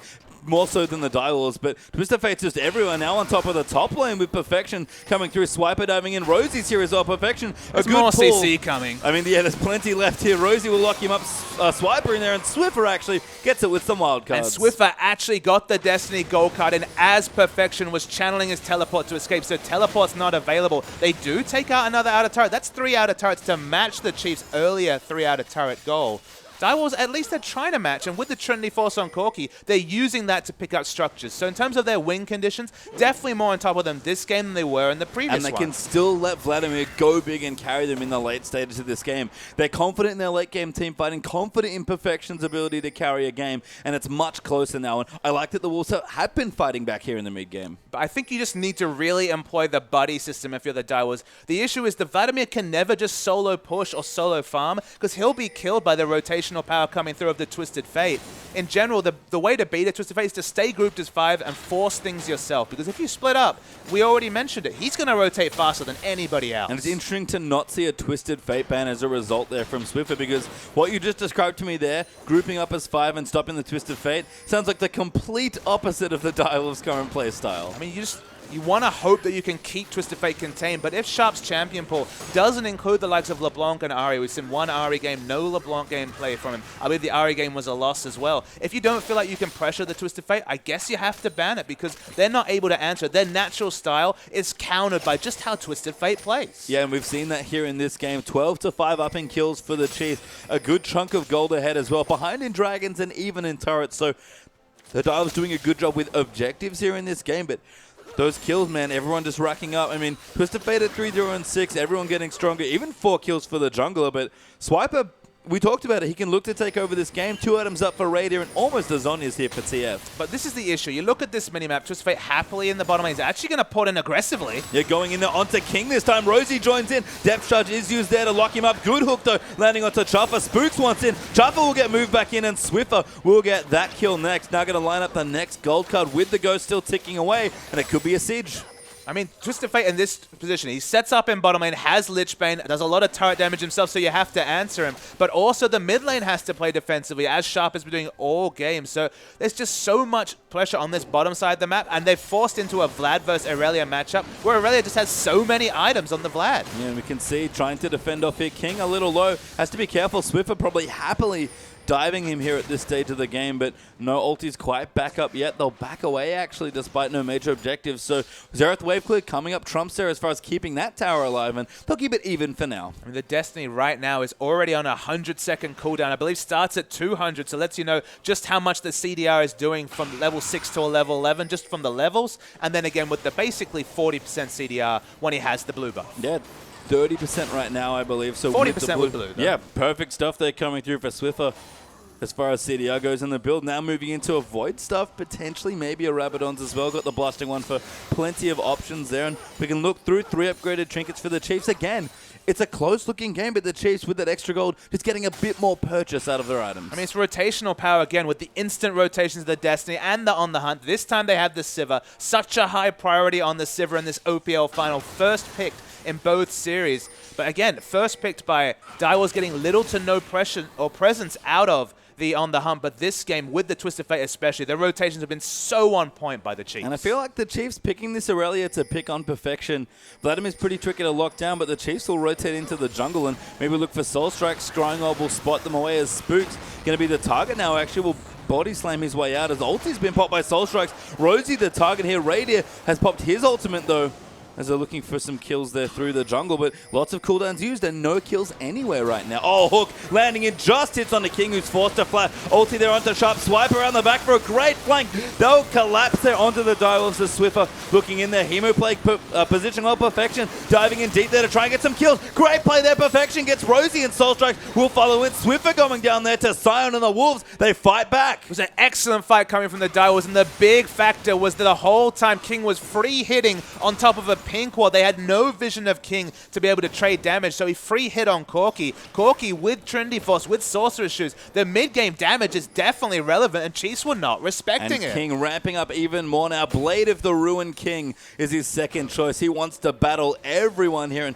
even get a bit of self-peel away from the Aurelia. So a second item, you usually go for either the Bloodthirst or the Blade of the Ruined King. We're going to see the replay. Watch King in the back. Of course, he first has to flash away, but he will be free hitting the moment this fight starts. Swiffer overextends looking for a gold card target that isn't Soul Strike, so he backs away. And despite the fact that Destiny has popped, King is free hitting in the backline. No one is able to damage. The Monsoon is excellent just for the healing factor in the backline. And finally, a team fight victory for the Direwolves. And we've talked about it. When they play together, they look good, especially when their carries have some items. And that gold lead, not that big at all. 4,000 gold now between the two teams. Corki getting stronger. Perfection now somehow has come up with 170 CS and some solid items. This is where the Wolves start to excel. And you start to look for trends in Chiefs games when they lose. There's only been the one, so it's hard to do, but Twisted Fate, that was the mid lane choice in that situation. At this point, the engaged support rather than disengaged support may come to haunt them, because Sivir, with her short range, she does a lot of team fight damage, but she has to respect tanks because of the 500 range in a fight. And without a disengaged support, she may struggle to actually use her offensive abilities, her auto-attack reset on W to really put out damage in a fight. Yeah, and Soul Strike from the jungle had a much better game for himself, just much more free time here on the Sion. Sure, affected some lanes reasonably well, kept the pressure up a bit better than the last game on Sejuani, but Destiny going to ride it for Swiffer. They're going to go on. Who do they want? It's Perfection. They're going to try and lock down the pool. Is going to follow through. Now Soul Strike's tanking up Radiant, free hitting there as well, but the rest of the Wolves rotating around King, forced to get away from the Nautilus ultimate though, and Swiper flashes on top of him, but Soul Strike will come into peel. Swiffer going to look for some kills. They move in on top. Xerath goes down. Perfection will follow. King not dead, but he can't do anything right now. Soul Strikes will be the next one to fall. Swiper died zoning, but that's 2 for 1 for the Chiefs. But the zoning was so important, Patreon. That's why we saw Swiper flash on top of King. The Direwolves tried to react. They tried to peel for King. That left Xerath all on his lonesome. Wasn't able to position defensively. Wasn't around a cove. Was just zerged down by the front line of Chiefs and fell. They need to fight around their carries, but in that situation, splitting focus, that's how it allowed the Chiefs to win. And Soul Strikes eventually dying does make it 3 for 1 there as the Sion passive wears away. Second Dragon picked up there for the Chiefs, so equalizing that objective. Towers, interestingly, still both up here. It's just the outer ring felt for both, so lots of maneuvering in the center of the map. Probably tells you that's been quite a close 10 minutes or so, but the Chiefs, again, still with that gold lead, but not that big. So we watch the replay. They go so aggressive onto Perfection, trying to burst him down before he can pull. He finally gets the option to pull, but the re-engage comes onto King, who just goes too aggressive into the backline. So now Direwolves' threats are completely separated. Chuffer first goes towards King, then backs away. Sharp is caught out in this situation. They need all their peel onto their 2 damage threats, because if they split them, that's what the Chiefs do so well. Is they're always going to win rotations with the On the Hunt, with Twisted Fate, with double mobility summoners, and just with the Fleet of Foot passive coming through from Sivir. And King, interestingly, actually has a QSS as his third item there, so wanting to stay protected, Can't shake off the Nautilus ultimate, unfortunately, but can shake off the follow-up CC that's guaranteed from that point. Spooks can still get in there with a Gragas ultimate. Sharp's going to be the target. Massive grab comes through, and Swiper cleans that one. There's just no way that Sharp can be that far down the lane against a Twisted Fate. Up has to respect the engagement potential of Twisted Fate, Gragas, Nautilus. So much CS. Cleanse was available, but hell, why cleanse when you're just going to be dead to the next CC? Yeah, too much CC there coming through. Spooks maybe going to look for an ultimate here, moving someone back, maybe get them off the turret as the Chiefs will look for a siege. Aggressive wards coming down, and those tier 2 turrets finally going to look to fall. And while they're short-range turret sieges, they do so much turret damage. And going in for a dive, actually zoning King away there with the Nautilus ultimate. Damage coming through Perfection, trying to find it, but Cards just moving in for Swiffer, and the Chiefs get their first tier 2. Yeah, between Twisted Fate and Sivir, you're talking about perhaps the most turret damage of any AD carry mid lane duo, the Lich Bane, and of course the Cards, the magical damage affecting turrets. And Sivir, with the auto attack cancel, does so much damage to the turrets herself. Okay, they're not the safest, but when you have a zoning depth charge come through from Nautilus, you have to respect that. Of course, uncleansable initiation CC. The turrets, they continue to fall. And they're really feeling for the lack of peel here for Sharp, who finally going to go back and probably get his Rabadon, which has been delayed for so long in this game. 31 minutes in, and he just gets it. I mean, look, the question is, how do you peel away the depth charge? You just can't. Even if you have Banshee Veil, it goes through that ability. With a Janna complaining about a lack of peel, that just shows the reality of how strong and how many varied initiation options they have, because you can't QSS away Gragas ultimate displacement. You can't QSS the Riptide, or sorry, the depth charge coming through from Nautilus. Twisted Fate can come from so many angles. And speaking of initiation, he's going after King. Yeah, going on to King. Ghost already popped. Massive damage there from the Lich Bane. Pick a card. Will be following back in. Soul Strikes comes in, but a great Sonya's there. Going to dodge that ulti. Now Spook's going to go in onto Soul Strikes as the next target. Radiant doing massive damage on the Sivir. Rosie finds Chopper with the hook. Massive damage gives Nautilus that kill, and Dials, they're going to lose another tier 2. It could have been so much worse. The QSS was actually popped before the gold card registered, so the CC duration was the complete 2 seconds. The follow-up CC from Gragas came in. They only get the single pick, but all this time Aurelia just farming down the bottom. Banshee Veil to complement that Trinity Force, only going to get stronger. Yeah, and Swiper had a quiet Aurelia game, which is not what we would have said after seeing him play in the semifinals. But Spooks and Swiffer, that age-old duo, been just doing work here, and Swiper only needs to be a role player in this game, but that's fine. He's done just that. And the Twisted Fate has definitely overtaken the game. 15 out of 19 kill participation. Again, around the 80% mark.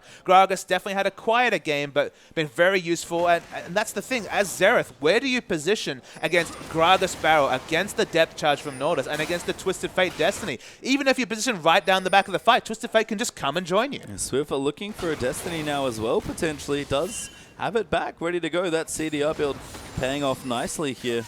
Don't see where the blasting one. I could have sworn he had one, but doesn't want to. Oh, never mind. He actually finished his death cap. I found it. He turned it into a death cap. You knew it was going to be the ability part. It helps with his split push more than the void stuff. The magic resist stack, it's just not there from the Direwolves yet, to be honest. Only really the Chalice into the Athene's Unholy Grail, and just working towards the Abyssal Scepter is perfection. So why not just go for instant wave clear push, instant global pressure? Yeah, Swiffer coming in, looking again for people overextending. And we talked about the Direwolves playstyle. Perfection overextending for farm. King overextending for farm. King actually quite significantly down in CS this game, and you can see when he tries to overextend to pick up those extra creeps that he loves to get, Swiffer is always ready with a Destiny. And you can see the aggression coming in the Chiefs just from their pink ward, and they have 2 pink wards in the jungle of the Direwolves. They have lots of red wards coming out defensively now, but Swiffer, he has an Oracle's sweeper of his own, pushing up aggressively. Can't get a solo kill on Vladimir with all his escape options, but can still instantly clear these waves and cause so much pressure across the map. And we talk about Direwolves needing to peel for their 2 damage threats. We saw when they get separated especially that things do look troublesome here for the Wolves. But, you know, you might be thinking, what about Perfection? He's a massive damage threat on Vlad. Sure, just not yet. He's getting there, though. I mean, the 3 items at this point he cost has the stasis and the pool for 5 seconds of untargetability. Has the void staff, respecting the double Banshee Veil locket. Such an important void staff in this game in particular, because the magic resist, honestly, it's insane. Even Nautilus has a Spectre's Cal of all things from the support role. So Vladimir is doing relevant damage, but I feel like you're 1 item short of really starting to rip apart teams with the consistent damage of a Vladimir. And you just need to keep Perfection 1 item behind here on the Vlad. It's not quite 10,000 gold ahead for the Chiefs, closer to 8 now as they're going to line up for their their 3rd dragon and the 5th overall in the game. And the Dials, they can't quite get for this one. Okay, probably okay to give this up, but again, how far will they fall behind here before they're ready to fight? Because we saw in the last game, the game went quite long and the Dials just couldn't find a foothold back. And the worry you see from the Dials is that, look, we know that Swift has been anchored to the top lane, keeps pushing it out. Aurelia's controlling the bot lane minion wave, and in the mid lane, they've just been matching it with farming. Destiny popped, though. Yeah, Swift going in there onto Soul Strikes, who does actually get the knockup. Rosie coming through again with the teleport, moving in for perfection, you have to think. Going into the backlines, Raid is zoned off. Soul Strikes tanking massive amounts of damage, but on the hunt, just moving Radier in. Soul Strikes does go down. Perfection, ulti's in the back. The Dials trying to fight back here, but Perfection too low. Forced to flash away. Chuffle will keep them alive, but he flashes out as well. Only the 1 kill onto the jungler, but the Chiefs just healthier than the Direwolves.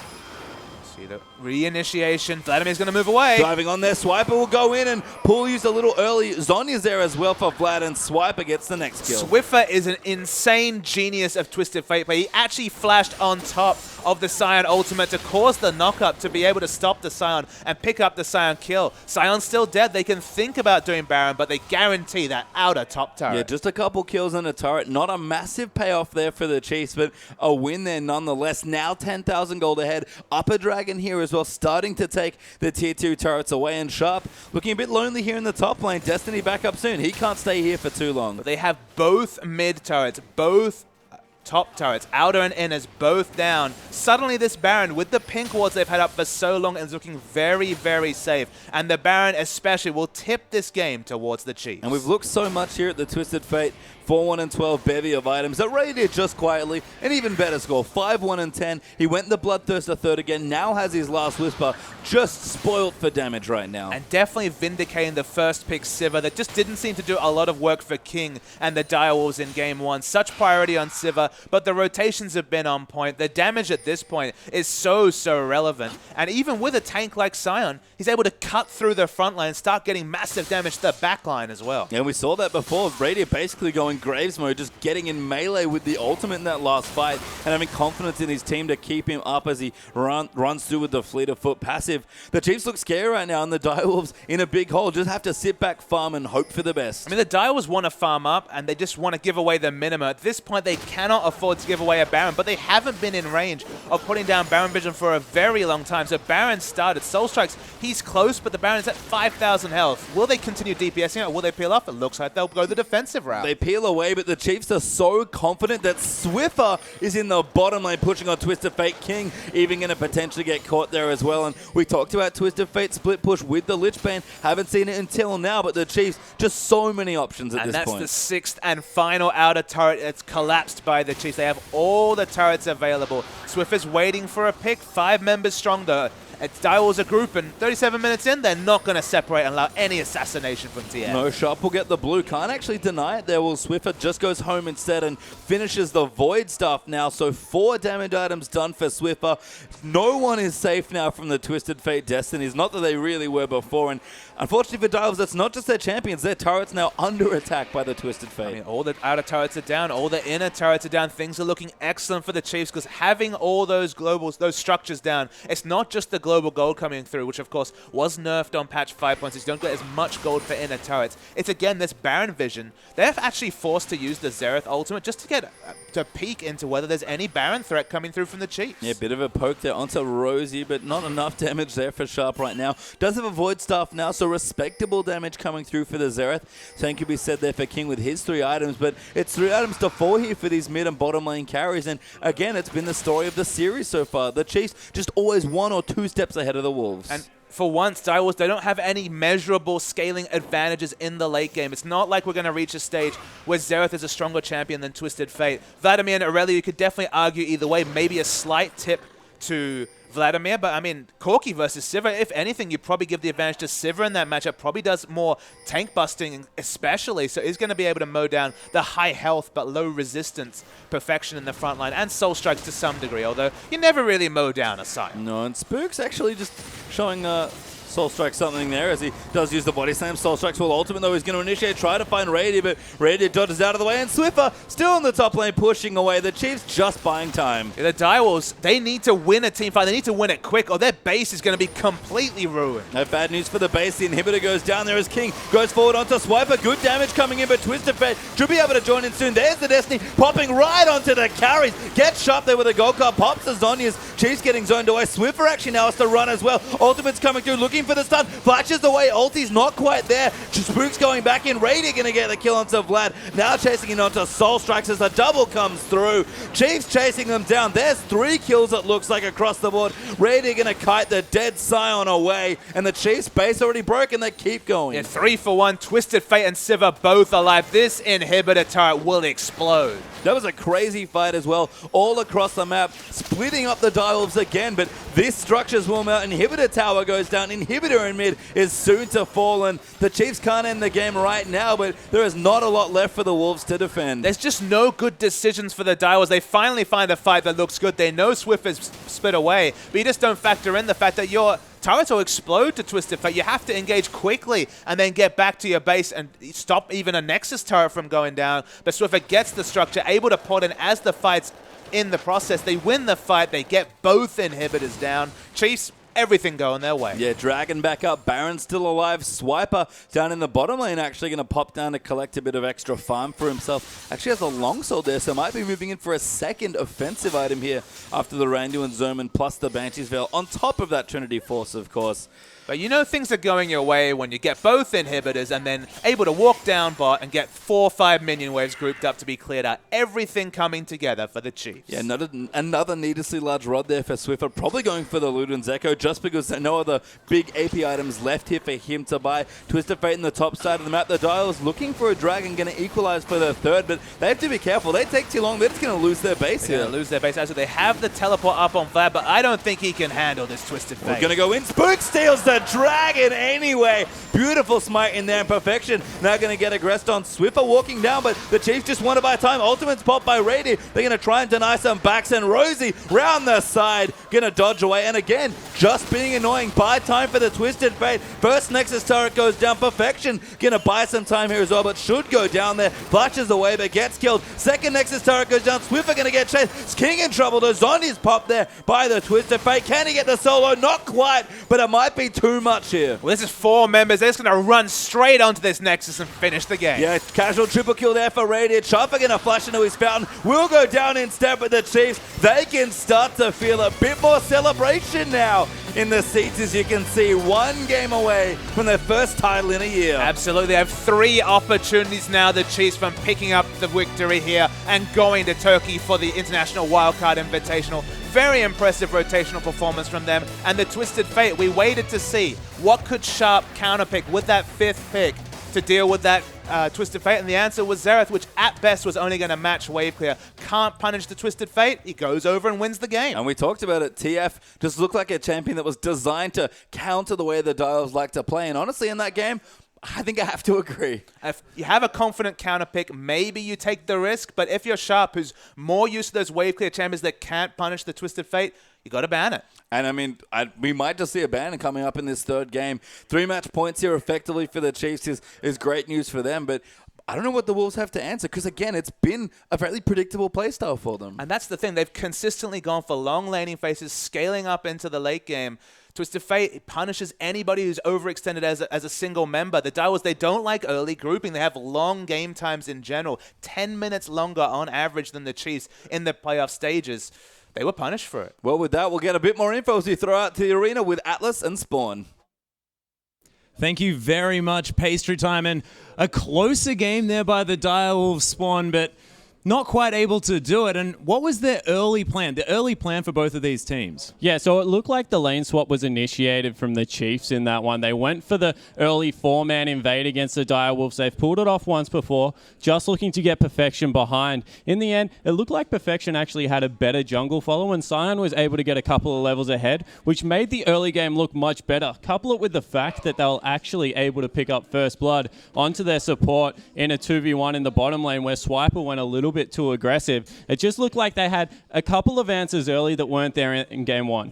Yeah, we'll see whether they can carry it through. And speaking of sort of early things happening in this game, the Sivir priority that's been happening here, it's sort of reminiscent of much earlier in the season. What's with the resurgence of Sivir? Yeah, it's just that both teams really value positioning around map. And if you're against the Chiefs, you know that they're going to rotate very early and often. And Sivir gives you a lot of tools to be able to, A, set that up, or if you have the Sivir on your team, catch them out in the jungle. So they're using that more as a utility-based champion. Still does great AoE team fighting damage. If it stays in the mid game, can deal with the tanky picks. Late game does struggle, but it just looks like the Chiefs want to finish up every game before the really 35-minute mark and just get insurmountable gold leads. Well, it does seem to be what they're managing to do here. And what I want to talk about facilitating that is Swiffer's TF pick and his rather unique item build order. Yeah, he certainly did go for something a little bit different, prioritizing the CDR boots as the first major pickup. Into Lichbane's for some extra ganking pressure with that movement speed, some of the burst damage. It was just all about keeping Perfection down. He is so good, particularly on Vladimir, that they just want to keep hitting him hard and early, make sure he never turns into this late game carry, and so far, it really looks like it's working. It certainly does. Of course, sort of the other star player here for the Direwolves is King on this Corki. We saw a little bit of an awkward QSS there on the top side of the map, but I just want to talk about Corki just in general here and how it fit in that comp, because sort of against the super tanks of 5.6, it's not generally what we've been seeing. Yeah, so what they were looking for there is some mid-game insurance with the Xerath, with the Corki, making sure they had the wave clear to defend their turrets this time around. Okay. What it did mean, however, is that they over-prioritized magic damage. And I just want to talk about boots for a little bit here, because he went the Sork boots against a very tanky lineup. I think that was a bad choice. It is a very good 2-item swipe with the Trinity Force and boots. But the other boots that were interesting were Perfection's boots. Yeah. Actually went with a cooldown reduction, which means he's not running scaling cooldown reduction blues. And against a TF, against the Aurelia, against the Nautilus, there is just so much CC. The Vlad could have got much more work done early if they were going into the swap with some Mercury trades, keep him later in the late game. Yeah, well, we'll see whether they're going to do that next time around. But, of course, moving into this next game, what are each of these teams going to be trying to do? You could imagine the Chiefs probably just want to do the same thing again, but what do Direwolves change moving into Game 3? Direwolves need an early game comp. They need a fight. They need to get ahead. Well, we'll see if they can do that as we hop into Game 3 after this short break.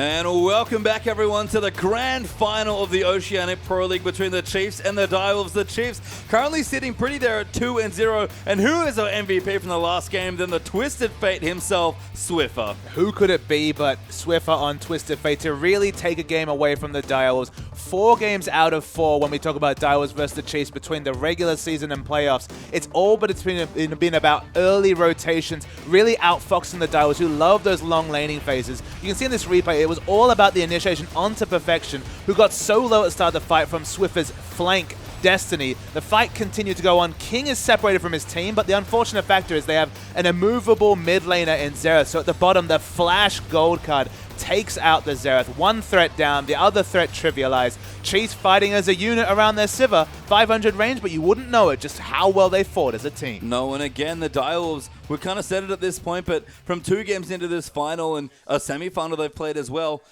a great team, great players, don't get me wrong. Perfection and King, probably the 2 most mechanically sound players in the league, but predictable, I think, has to be the word to describe them. I guess the unique factor of the Chiefs and why they match up so well against the Direwolves are not good, not experience against teams who really are able to push advantages in the mid game. A lot of the top teams in Oceania, excellent late game fighting, but they let the Direwolves, they let them get away with just lack of mid game pressure, with long laning phases, with not really a priority on neutrals like Dragons, for example, which has never been the Direwolves' strong suit. They're all about getting a lot of farm onto their top laner, onto their AD carry, and then winning late game team fights. But there's not going to be any late game team fights against the Chiefs if you leave the likes of Twisted Fate available. Sharp just doesn't have a champion pool that really answers the global pressure of Twisted Fate and doesn't play the assassins that can kill him in lane. So unfortunately, Sharp and Direwolves, you have to ban that champion away. And the thing is, the sort of bans coming through is just sort of started to change here.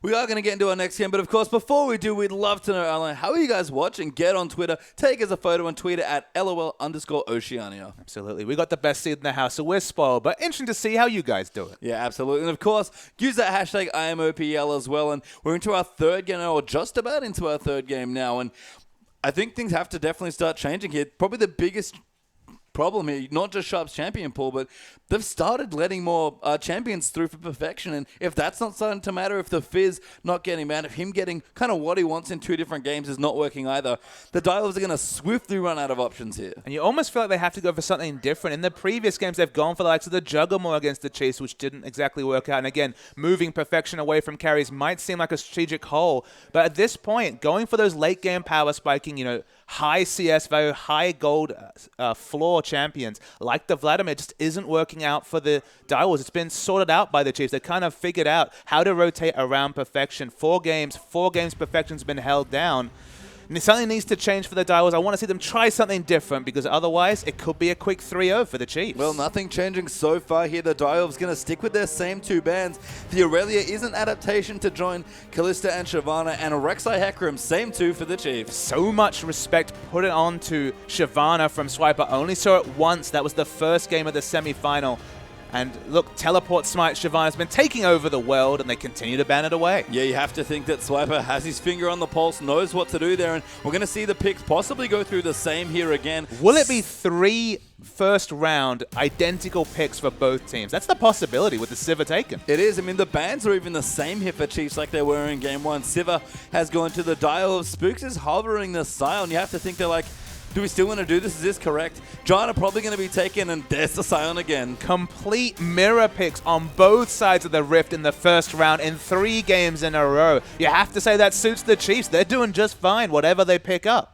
I mean, we said it. The Direwolves probably looking to change something here. What is it here on the blue side? They're going to at least give one of their lanes away blind, you have to think. And they're going to take their time here. You can see the jungler Soul Strikes on your screen right now, carefully considering what he needs to go. Because his team, they have no more games left to give away. So the jungle Scion's taken away. I mean, maybe go to the Gragas. Take that away. I believe he's played a Gragas game already. I'm not sure if it was a victory or a loss.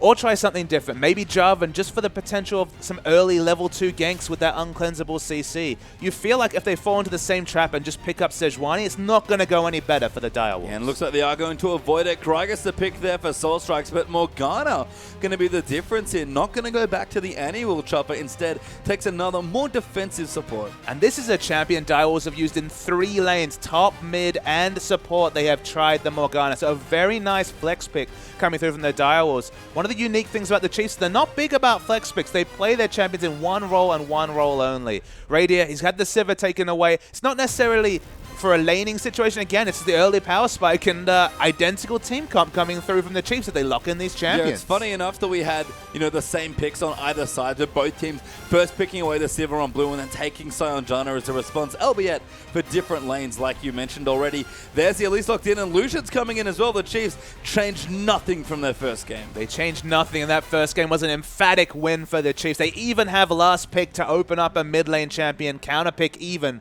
for Swiffer. It was Anivia in that situation. Of course, flexible here. Urgot's available this time, locked in. There's the Kassadin, so finally going to see something different in the top lane. This is the mix-up we expected for Direwolves here in the last game. Go to something different. Now have the Urgot to lock down the Lucian. Kassadin coming in as well. And as far as hard carry champions for perfection go, Kassadin might be atop the list, just under Hecarim. So I want to see one modification here, Patient. I want to see him go back to the Twisted Fate, because we know this is going to be a mid lane Urgot. They've already got Sivir. I guess it could potentially be a mid lane Kassadin, but that doesn't fit Sharp's MO. He's not an assassin player, and Kassadin definitely errs on the side of assassins. Twisted Fate has much more wave clear than Urgot, and Urgot can't really punish him in lane if he just hangs back and throws out the wild cards at max range. Twisted Fate's an option. Any control mid laner, Orianna even, would be a Swiffer pick and would also be very powerful in this comp. I wonder what they want. The Chiefs taking their time. You can see Rosie listening to his team. All right, what do you guys want? What are we taking here for our last pick?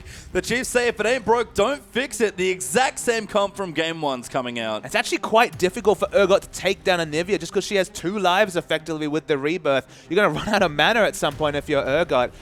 A lot of wave clear coming through. All you need against an Urgot is wave clear, and Anivia has that in spades. Yeah, and we've seen again, exact same thing for the Chiefs. They're the ones that don't have to change anything. They're up 2-0. They can afford to give away a game if they have to. Of course, they don't want to. They'd love to seal it here and not have the worry of another upset final for them. But Game 1, they look great. Nothing much has changed here for the Direwolves either. I mean, as far as comps match up, the Direwolves have changed something. Does that make a difference here? What I want to see the Direwolves do is I want them to rotate around mid lane and get some defensive wards down. Because the thing about Urgot, people remember that at level 2, he can do a lot of trade damage with that lock-on, but he has to overextend in lane against Flash Frost and Elise Cocoon. You need defensive wards if you want to have any semblance of lane control as Urgot. Because the moment you get into auto attack range, 425 range, Elise and Anivia show up, and you're not that tanky as Urgot until you get some mana behind your W. Yeah, we've seen that trend consistently here. Spooks on the Elise, especially when paired with the Swiffer and Anivia, go into the mid lane, gank that up, use the Cocoon, use the Flash Frost here. I mean, the Chiefs, again, they're in the best possible spot here in this situation, up 2-0. The Direwolves are the ones that have to change things up, and can Perfection, he's got pretty broad shoulders. We saw them in the semifinals. Can he do it here with the Kassadin? But that's the scary thing. They're in the driver's seat 2-0 in terms of the series, and they're on the same comp they already took down Direwolves with in Game 1. That's about a level of comfort I could not expect.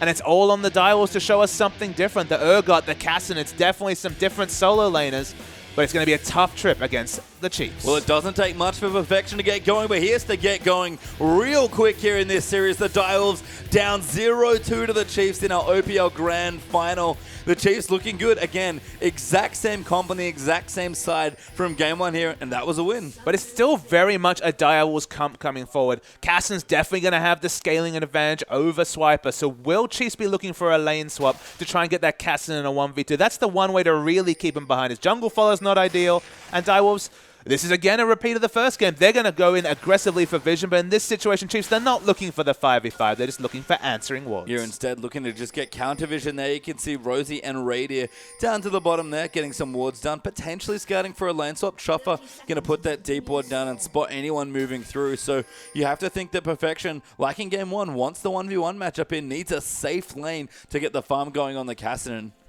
We'll see if we can find it here, because it's already a struggle, I think, 1v1 for Kassadin to just get some farm. Going to be even more so in a 1v2. I mean, in a lane matchup against Sion, Sion doesn't really have a lot of kill pressure against the Kassadin. He already has the Flask and 3 potions, so that's a lot of health regen coming through to just match the Decimating Smash. I mean, the Roar of the Slayer is not the max anymore on Sion, so you can just respect that Q range and stay back and don't take the same trade damage as when the Roar of the Slayer was the max. We see King walked over a ward. He's spotted, but he's teleporting back. That's really clever there by King. I wonder if he's maybe trying to psych the Chiefs out. They didn't ping onto him, but I assume they've seen him there, given that they put the ward down. We are going to have a swap initiated by the Direwolves, though, and unfortunately for them, Raider and Rosie are already in the bottom half of the map. So Cassidy will have to do the jungle follow. Definitely not ideal. Maybe this is the reason we haven't seen Cassidy top return to the competitive scene, is maybe the trade-off. The fact that he has that lower range, his late game is slightly more risky than it was before, means that it's just not worth the risk for this Cassidy solo lane. And no camp here being able to be found by Perfection. Couldn't figure out how to do that one, even with a bit of help this time around, but will double jungle here with Soul Strikes. Spook's doing the same here with Swiper, of course, and we have a lane swap situation.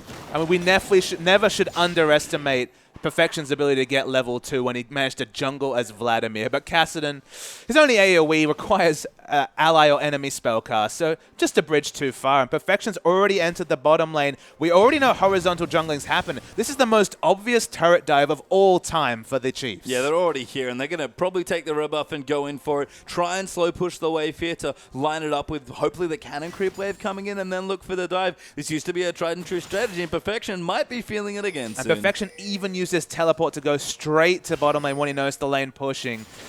You can't do this again in a vertical jungling situation because you have to respect the fact that there's 4 members on the bottom side of the jungle. Well, they're now coming for Perfection. He does have his flash, but I don't know if that's going to be enough. Level 2 in the double buffs there for Spook's. Perfection getting closed in on. He knows he's in trouble. And his level 2...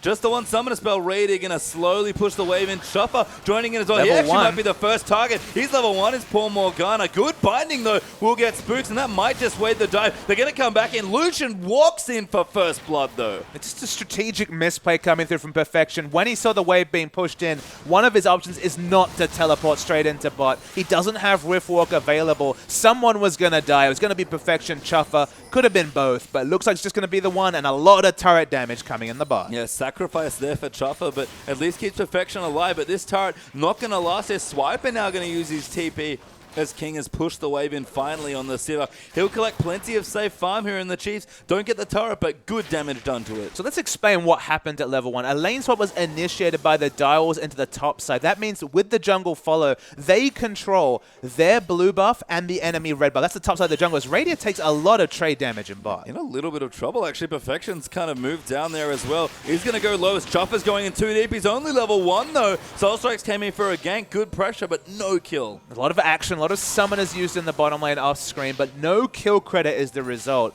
But I mean, coming back to the lane swap, you control your blue buff if you're the Direwolves and the enemy red buff. So that's the side of the jungle you need to be jungling on. That's when the jungle follow needs to go on. That unfortunately accentuates the fact that Cassidy, he just got single target auto attacks. He can't really do much in that jungle follow situation. When you teleport to bot, you know that the enemy's been jungling at their blue buff and your red side jungle. You know there's going to be minimum 3, usually 4 members in that situation. The turret dive's so obvious when you use that summoner spell teleport, so it's just a strategic misplay, unfortunately, for the Direwolves. And the Direwolves have just honestly not been a team to lane swap. They definitely prefer the standard lanes for both King and for Perfection, and the Chiefs have never tried to give it to them in any of the games. Did get it in the first game, okay, didn't matter there, but Spooks moved his pressure. He was ganking mid lane in that situation. Mid lane's isolated right now because the lane swap don't need to go there. It just shows that they were kind of forced into a lane swap and then just didn't really have the strategic knowledge to be able to do it. It's Perfection. He's getting picked on here as Radiant and Rosie will move in. Exhaust comes down, no flash or Riftwalk available. Radiant going to get low. Good dodge of the piercing light. Almost protects him, but all the mechanics in the world can't save him. And Perfection has consistently shown excellent mechanics in 2 Vladimir games, but for no result whatsoever.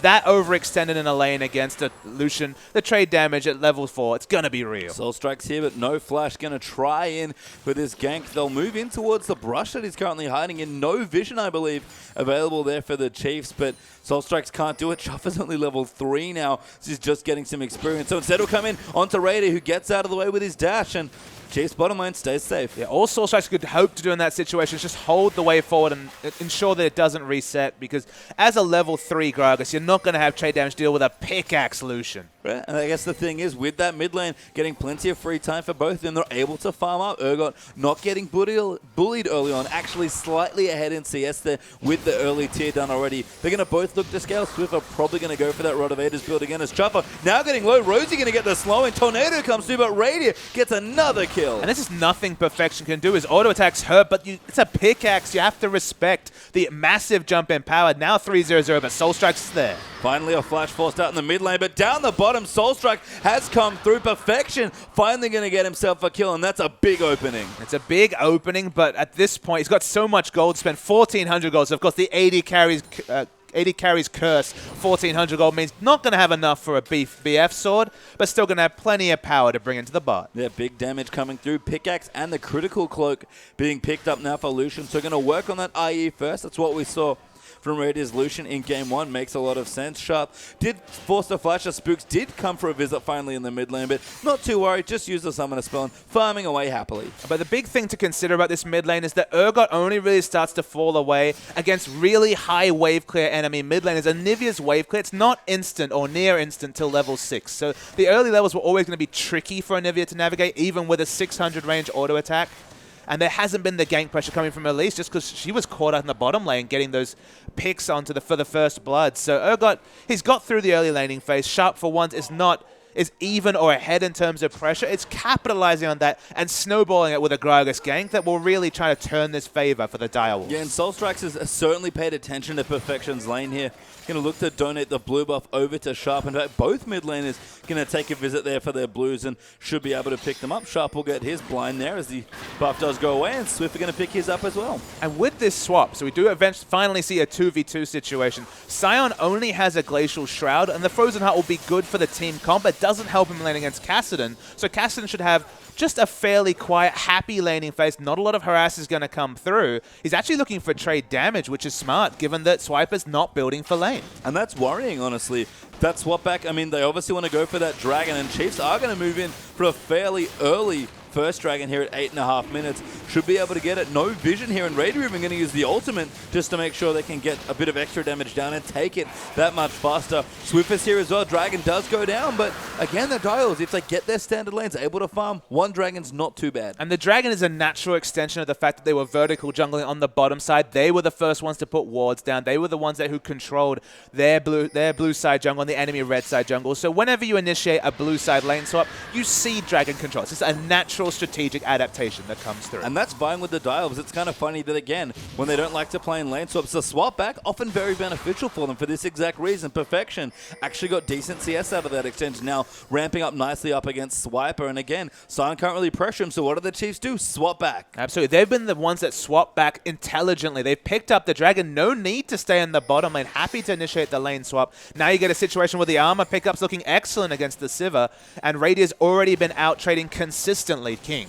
And this is what I love about the rotations coming through for the Chiefs. Lucian Raider consistently buys Berserker Grease before finishing that Infinity Edge, and these sort of swap situations, it's a great pickup. I mean, the one thing you can say about the Chiefs, to summarize them as a team, they play the map well. And unfortunately, that's Dial's one major weakness in the early game especially. They're happy to cede map control to be able to just get long laning phase. So when you play the map well, unfortunately, you play the Dials well. And that's just transferred in 2 comfortable victories and working towards a 3rd. Yeah, we'll see what the Chiefs can get done here, but Sharp still farming away, just that tier, but racking it up nicely there as he last hits out from under the turret. Soulstrike will find Spooks actually was getting too friendly there in the enemy side of the jungle. Good Cocoon lands in, Flash Frost against Swiffer, landing in, but Sharp going to find the swap. That might actually give the kill over. Soulstrike going to get bitten down, and that'll be the first one. Swiffer cutting back into his ultimate. Swiper here as well. Perfection's joined in though. Sharp gets the kill. A great double stun into a double knockup. Sharp goes down. King joining in, and Swiffer still has his egg though. Does go down. Perfection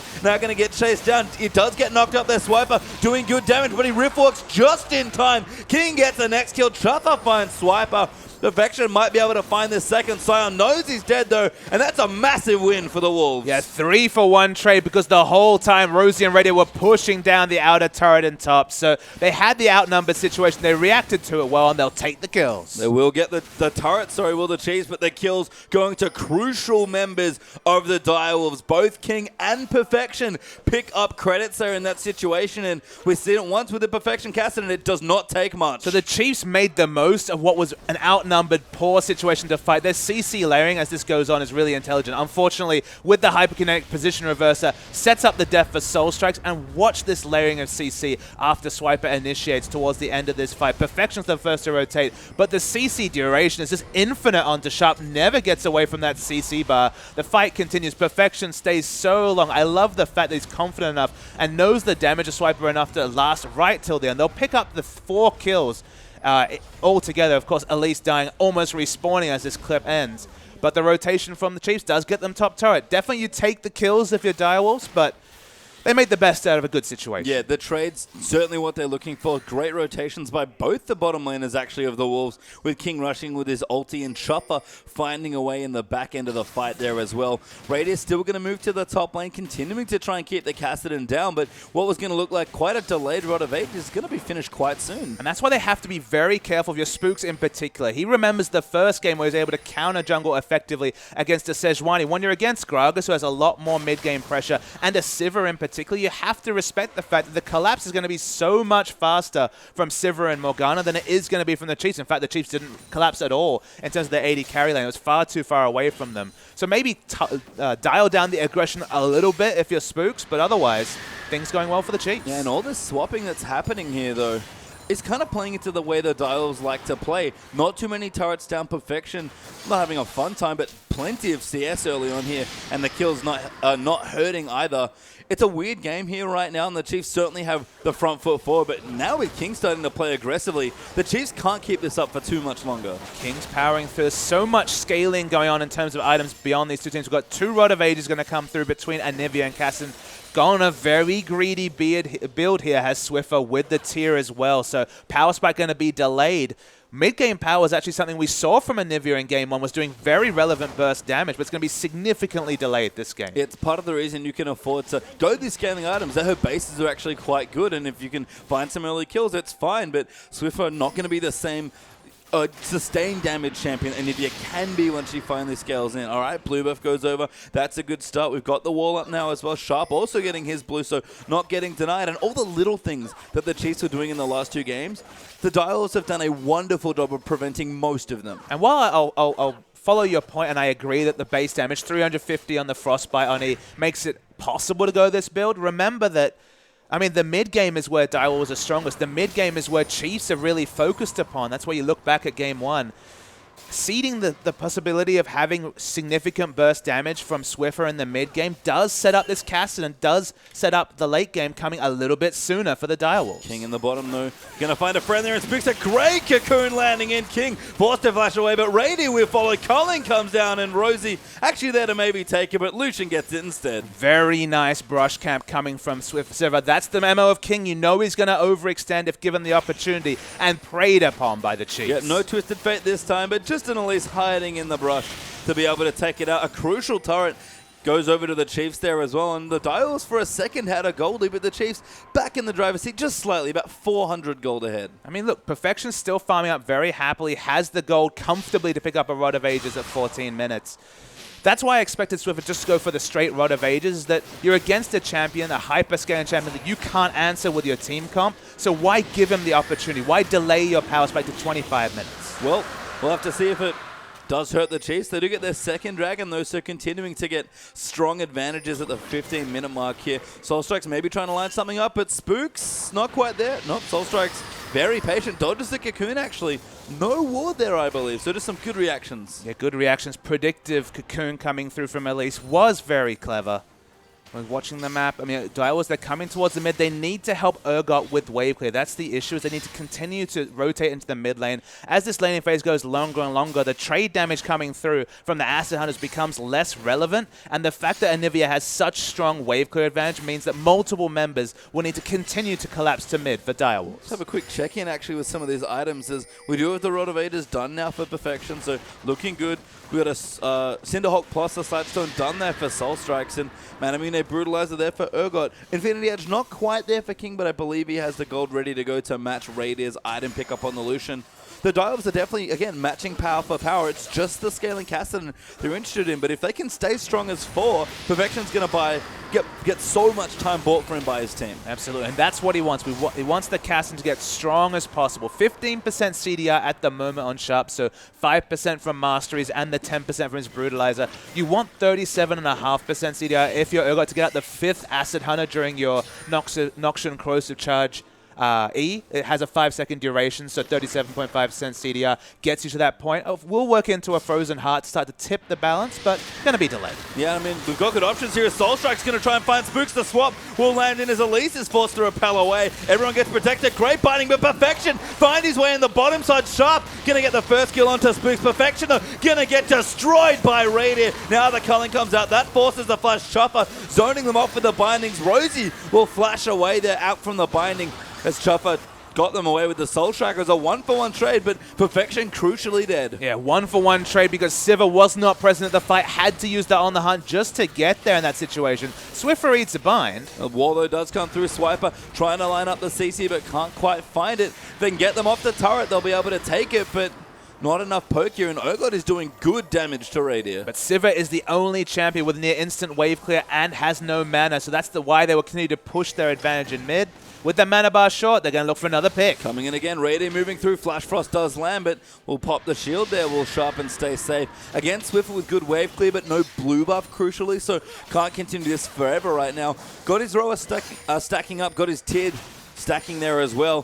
Things looking good for Chiefs, but they're kind of in a power trough right now. They're kind of in a power trough in terms of comp, but they're going to continue to push because they have such a significant pushing advantage in terms of wave clear. They're just playing around their Anivia, knowing they have instant wave clear, and just trying to get turret damage where they can and force the Direwolves to stick together. If Perfection's in the mid lane, not getting solo experience, not getting solo farm, it delays his power spike later and later, and that suits the Chiefs. Well, Swiffer does not have enough mana now. The ulti coming through. Perfection, maybe trying for a dive, but the teleport will move in for Swiper. No ultimate available, though. The Roar of the Slayer slow, just missing, though, as Soul Strikes disengages with a barrel. Swiffer has to go back. He needs mana, and the dive's going to go back as well, so that mid turret will stay alive. Yeah, the dive was staying in lane and poking is actually forced out of teleports. That will be a big advantage for Perfection in about 3 minutes' time when his own teleport is available. You're basically swapping the explosive cask for a summoner spell in terms of the teleport, so that's a big win for the Direwolves. Yeah, Swiper back in the top lane will clear some of these waves away and start to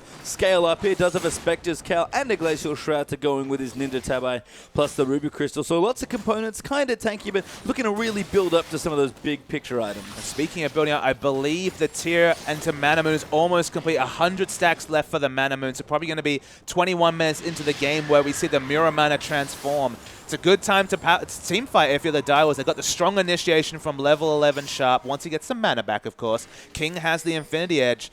You'd have to say right now, if you're going to take a team fight, Swiffer's tier build, well, you could actually punish that with earlier power spikes. And the Wolves are looking for it. They've been pretty aggressively picking at least as 4, trying to find some fights. The Chiefs trying to answer with just some picks to keep the game contained and buy time for Swiffer. But even with Anivia versus Kassadin, I'd rather have the Kassadin get it big. And both King and Perfection, you can see them in their sideline starting to push away as Soul Strikes just gets caught by Cocoon. Binding Hook comes in for Chuffer, and he's just fine. Yeah, the smooth moves from the Fat Man gets him away from all the picks CC. They're going to be able to wave clear, so no advantage being able to be gotten for the Chiefs. Urgot and Sivir got a free back just in time for Dragon. If Direwolves can start prepping this Dragon, look at the minimap. There's a lot of red-pink wards around that area, so the Chiefs at the moment do have exclusive Baron control.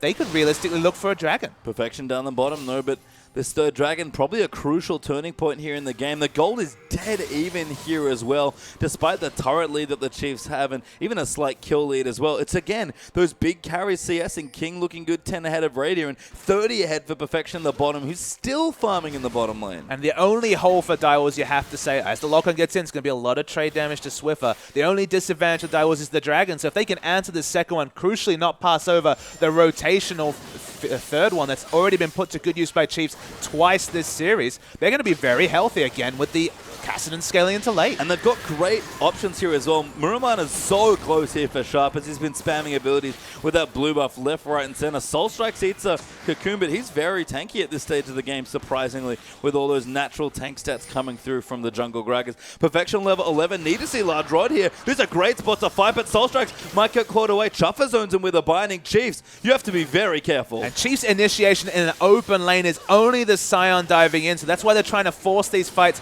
around their pink ward. So if Direwolves can move their vision forward, Chiefs just have so few initiation options that Kassadin, with the low pressure, with the low engage options from Chiefs, should be able to power up sooner and sooner. Rady gets tagged by Urgot E as well. Spook's even taking some poke damage here.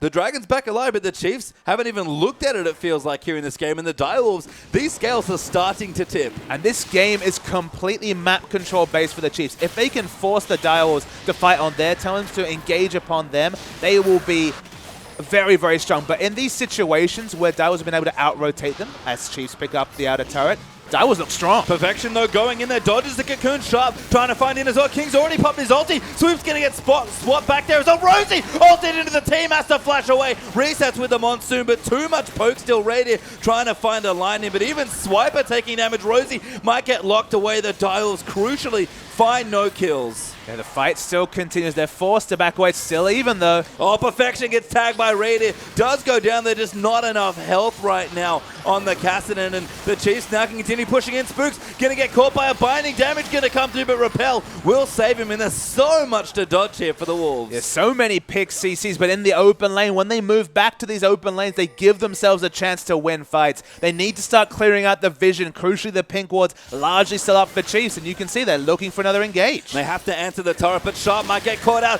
Good damage coming through, almost gets stunned, but Soul Strikes. Black Shield's going to come down and prevent any sort of chase. Never mind his Radiant just dashes forward and continuing to get kills. 7-1-0 on the Lucian. Radia's aggression during the playoffs has just been completely different to what we expect from him historically and in the OPL. He's really pushed these advantages as a lot of trade damage comes onto Swiffer. They need the turret here, though. They're not confident in their ability to tank it up. They get the egg. You can see on the corner of the screen. Yeah, Swiffer just rebirthing there, and they will get the turret after forcing Lucian to the bottom lane with some good sidewave control, actually. The Direwolves finally get the outer turret spelled, and all of a sudden, lots of room to move around. And I feel like we learned a lot about that extended Dragon Siege that came through. The Chiefs comp, with their lack of initiation, with only Swiper able to dive in, need to fight around areas where they have exclusive vision. So the pink wards were doing so much double duty, of course giving them control of the dragon vision, but also really setting up their win conditions for fights. But Direwolves, when they were able to navigate around them, get those wards in, at this point Soul Strikes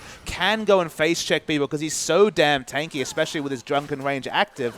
The double Sightstone might do a lot of work for them here because, again, they get over that vision hub. Team fights look pretty good for the Direwolves. Looks great here. We've got Sharp scaling up now. Muramana has been transformed, was probably there for the last fight. Looking aggressive with the build, actually going to go for Last Whisper before he moves into a defensive item. So curious choice, but wants to be a bit more aggressive. Perfection almost done with the Zonyas, has the components there ready to complete it. And we look down as well. King going to go in for the Phantom Dancer. So items start to scale up, and look at the other side. The Chiefs, they're ahead, but only by a little bit. In the last two games, we would have looked back and seen an additional whole item completed. This time, it's maybe a third of an item, half of an item up. Yeah, 25 minutes, only being back behind 1,000 gold in a dragon. That's definitely much more in the Direwolves' wheelhouse. Consistently fell behind in laning phases throughout the OPL before taking it with late game team fighting. The late game's looking more and more realistic in this game. And just coming back to Sharp's build, he's actually maxing the Noxian Corrosive Charge second. And usually I'd say that's a mistake just because you get both offense and defense from maxing out the shield. You get shield value, but also the slows on your Acid Hunter. But you need to be able to kill Elise and Sion. And they have so much armor. Yeah, Swiper getting bound up there. Soul Strikes almost gets himself into a Nivea wall, but Black Shield's going to make sure he gets out there. Nivea getting poked back. Does get tagged by the E as Chuffer.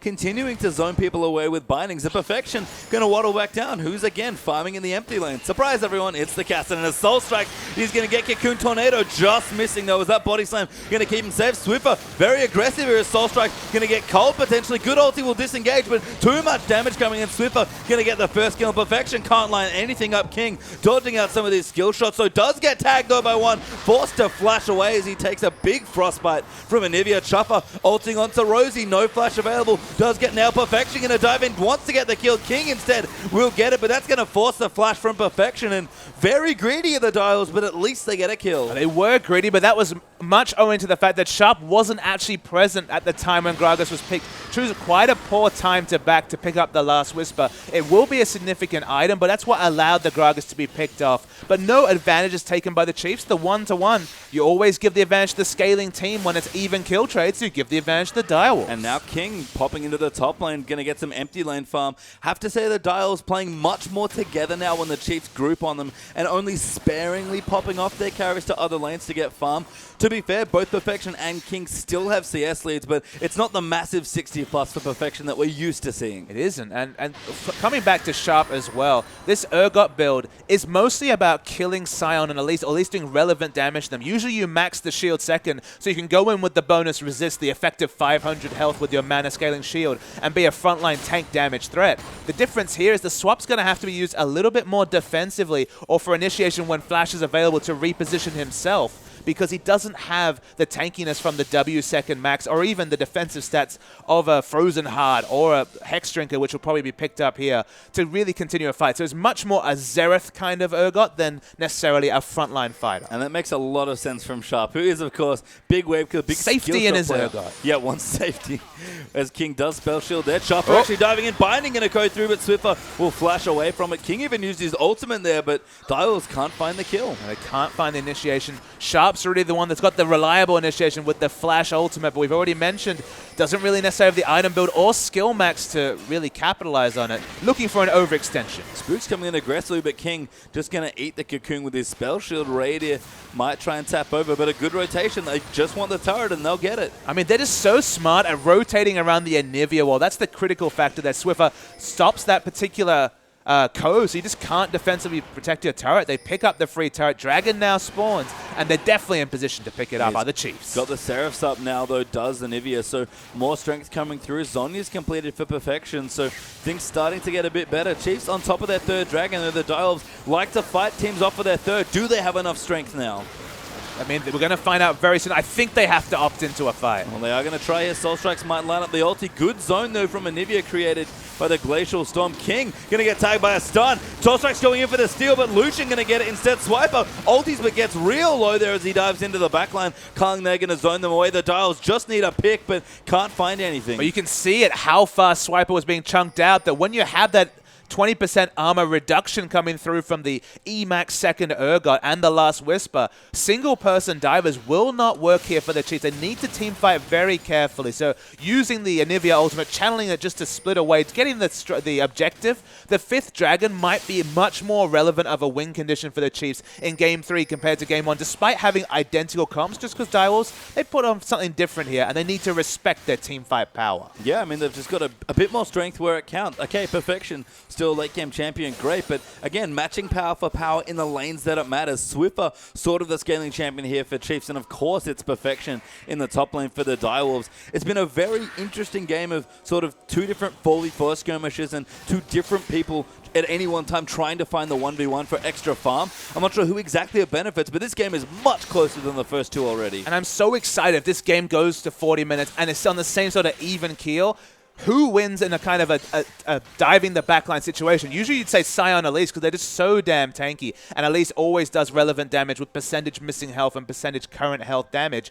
But against Urgot Sivir, usually Sivir struggles in the late game. But with 20% armor reduction from Urgot, if they're focusing the same target, that target has 20% less armor, does 15% less damage from the Urgot passive. And of course, they're going to be largely tanks that rely on their base damages. So those are both very relevant statistic. I feel like Sivir could be an effective tank buster, specifically in this comp. And we saw that in the last game, honestly. Radiant just had a very big Sivir, was able to get aggressive and take out the big Sion, actually. I mean, a lot of that was about Snowball. That was the tanks were behind and the Sivir was way ahead. In this situation, on an even keel at 40 minutes, I just feel like Urgot Sivir as a duo, you know, with Morgana to throw on a black shield or potentially more CC, could be a very relevant tank-busting duo. I do like the Morgana pick here from Chuffer, just trying to be more defensive, realizing that his team's gotten picked off quite a lot just from all the CC available between Elise and Anivia. King will, again, another nice spell shield, but Swiper going to dive in, has to use the ulti, but gets knocked up. Spook's going to dive in, Raid is on top, and that's the 8th kill for the Lucian. Yeah, you use the spell shield on the Decimating Smash, plenty of CC coming after that. For smart channel the ulti, and they might get bonus. Nope, Soul Strikes gets away. Yeah, good black shield there, keeps him safe there. Will Soul Strikes binding, lands onto Swift, but Perfection again in the bottom side of the lane, picking up farm, but the Chiefs, whenever they see no him, wave clear at all, pastry time. No, not at all. And now they're going to move in, try and see what they can do. Radio actually gets tagged. Has to be a bit careful, trying to clear it out. Swiper going in, Perfection's back, but Rosie has to reset. The base gets broken here. And just not enough here for the Direwolves. Yeah, the base being broken is the significant factor. With King dying, he is the key member. He is all of their wave clear. Couldn't even dissuade them with the Acid Hunter, Noxian Corrosive Charge. lock-on coming on, and the Monsoon largely just to channel the healing, just so they could continue to tank the turret and finally break the base. And I was about to credit the Direwolves for being a bit more careful with their carries, splitting them up, letting them off. And Direwolves have actually done a great job of losing the minimum or nothing when Perfection's been away free farming. King going off there and overextending like we've classically Remember, seen he was him. overextending under his own inner turret, but the significant factor is that Sion managed to get King to use his spell shield on just the decimating smash, then just had the obvious ultimate into a wall, corralled King into a bad spot. That was more on Sion being intelligent and, of course, the smart rotation coming through from the Chiefs than on King's position, because he was positioned very safe. I don't know. Why is King alone, though? If you know that Perfection's off on his own farm, Fair point. don't separate from the rest of your team. And the Dials going for almost a desperation Baron Lucian off to the bottom half of the map. The Dials might just get it. 3,000 health. Can he line up a big steal? Coming back down is the Elise. Swiper actually gets a kill onto Sharp. They're going to fight here instead. Perfection's too low, though. Chopper is going to go down. The Baron's going to get the... Who's going to get it? It might not matter. It is Spooks, of course, and the Chiefs rout the Wolves in the Baron pit. They tried to rush down the Baron, then they peeled away, but was still tanking the Baron crucially there with the Dials. 2,000 health the Baron remained on for what felt like an eternity, and King was just completely chased away from the fight. Now will steal away a red. That base was broken. It's going to be completely destroyed now. Yeah, you can see some of the corpses hanging out in the Baron pit. Swiffer casually on the bottom side, going to take away as much as the base Speaking of he casually, can. Swiper takes no damage from the turret. Well, you know, he's a very large Siren with a Frozen Heart, so not particularly surprised there. Inhibitor's going to go down almost simultaneously here at this point. First one's going to fall in mid. Second will be here in the top half of the map. And the Dials, we talked about it, they kept even for so long, but suddenly a very uneven looking game. And the Chiefs, they can just taste that Turkish cuisine that'll come their way if they are able to win this game. 2-0 up. Now they've broken the base. 2 inhibitors down. It looks like the Chiefs will be representing Oceania at IWCI. It feels like it's a formality, but things have changed in the late game for Direwolves, and they're getting closer and closer to the items they need to fight. The question is, do they have enough of a base to protect? I can imagine the Chiefs have had that exact mindset before, Papa Smithy, and I can tell you it is dangerous in this situation to get overconfident. The Chiefs, when asked about losses, said we mostly lose to ourselves, and you know that's maybe unfair to some of the teams who have done excellently in the first split of the OPL, but the Chiefs, they've been the best for a while for a reason. They've looked like the best again here. Can they prove it to themselves and to their fans here? I mean, on the back of Radio, it looks likely pastry time. Once again, 480 carry items and a QSS. Hasn't been winning the MVPs, but is mowing down people. 10-1-1.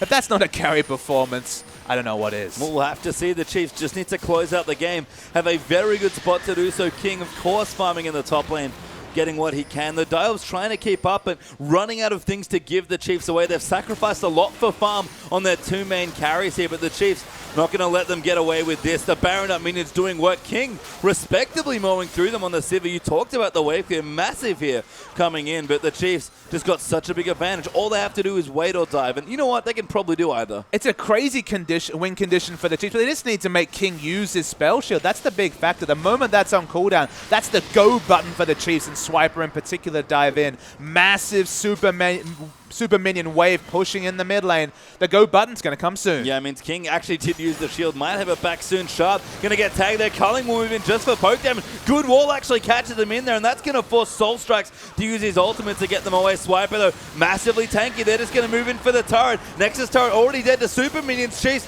going to move in for the bottom side as well. Swiper forced to flash away, but the Dials have to run back to their base, and Radier tanking the turret on his Lucian. And it's one of the luxuries when you have that Bloodthirst and all the lifesteal. Janna for disengage as well. Direwolves, they might look for engage, but they've already had their 3rd outer inhibitor turret down. Not a lot to fight for at this point, and I feel like the Chiefs will just rotate in and take this inhibitor. It just feels like the Direwolves always come back in when it's a little too late, when they've already lost something, not able to play proactively here in the Chiefs. They've had momentum all series long. Perfection gets cocooned out of a rip walk and dies to Radier. Amazing play as King. Going to get dove on Chuffer, looking to be the next target. Although everyone okay for now. Spooks will be forced to flash away, but that cocoon was amazing. And they have to respect Radier's damage. Goes in aggressively. Yep, Legendary, of course, now on the Lucian. Gets another kill. Sharp might make it another here. Radier racking them up there. Make it another as he gets a triple kill in that last team fight, and the Chiefs looking happy. Get onto the Nexus, and they've done it. Congratulations to your IWIC Oceanic representatives. The Chiefs finally win. 19-1 on the season. Only the one loss to 4-0. The Chiefs have done it. They finally make up for what was a desperately poor 2014 by starting 2015 on a high. And you could tell there they were very serious after game one, letting out a little more in game two, and finally just a sigh of relief on everyone's face. It's been so long since they've won. It's crazy to say that about a team like the Chiefs, but you can tell when they finally break through once again, it means so much to them. And you can just see the advantage of keeping that settled lineup that's been together for so long. 18 months this lineup has been together. They suffered the defeats. They suffered the low points of 2014, have come back with aplomb in 2015. Wonderful performance by them and worthy winners. You can see moving around, shaking the hands of the Direwolves. The Wolves played fantastically all season. Amazing almost that they got to this point, to the final, beating Legacy, who almost seemed like the favorites to get another big final against the Chiefs. But you have to think the Chiefs may be thanking the Wolves for taking them out, because the Chiefs, they couldn't beat Legacy, but they take it cleanly against the Wolves. They just had the number of the Wolves. 5-0 on the season and playoffs was the result. 3-0 in that matchup. You just felt like they were just so superior, so on top of map rotations, and that was the undoing of the Direwolves in general. They just could never get the counter rotation. They could never get perfection to the 3-4 item spike, and King was actually caught when he was overextending. I mean, the Chiefs knew their win conditions. They acted on them, and they're going to be worthy representatives of Oceania in Turkey. Yeah, finally get another chance to prove themselves here as well. So we are going to look at the IWCI format, of course. We got teams coming through. The Chiefs now are Oceanic representatives, going to join Japan's Detonation Focus Me and Turkey's Besiktas Esports Club. Still 4 more regions to determine. Going to be a massive tournament with 7 wildcard representatives. And of course, the winner potentially moving on to Tallahassee, going to the mid-season invitational. But IWCI is not far away, and these teams, at the Chiefs now especially, now that they've won, they're going to want to take it all and get that one step further. But you're going to be riding high after any victory, but 6-0 in playoffs, 13-1 in the regular season. So much confidence. Their second appearance on the world stage after, of course, 2013. In 2015, they're looking strong. The meta seems to suit them. They're flexible. It's the Elise, it's the Zac, it's everything from the jungle. Swiffer with his MVPs, I believe that does crown him our champion for this split as well. The Chiefs looking good. They're looking great here in the Wolves. No slouches at all. Had a great season. Happy to, or maybe not super happy to finish second, but a worthy second place and a strong finish there for their first OPL split as well. They're going to come back into split 2 and feel reinvigorated, you have to think, to really give it to the Chiefs again. But the Chiefs this time, they are winners. And you have to feel as a Direwolves fan, you're going to feel so much heart about this 2015 OPL season. Doing things and leveling up at the end of last year, maybe overperforming, this year making the final. The next step for them is just to be champions. And we'll go out, of course, to the arena. That is it for Papa Time, but let's join Atlas.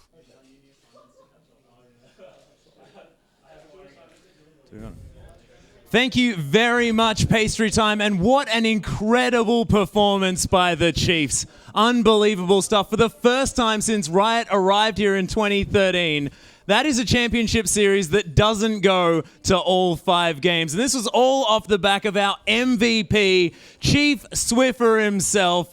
And here is Daniel, Captain Stupendous Ringland, our head of esports, to present him with his trophy. And doesn't he deserve it? 3 brilliant games. The TF really stood out for me, Atlas. A very well-rounded performance. Absolutely incredible. Getting around the map, building crazy items. What an incredible performance. And ladies and gentlemen, I now present to you our first split 2015 champions of Oceania, the Chiefs. And they did it in pretty convincing fashion. The 3-0 coming through, and that was a very, very, I guess, swept series in the end. They really did it convincingly, and it was just a fantastic overall performance. Yeah, absolutely wonderful, as Daniel's going to present them with their trophies.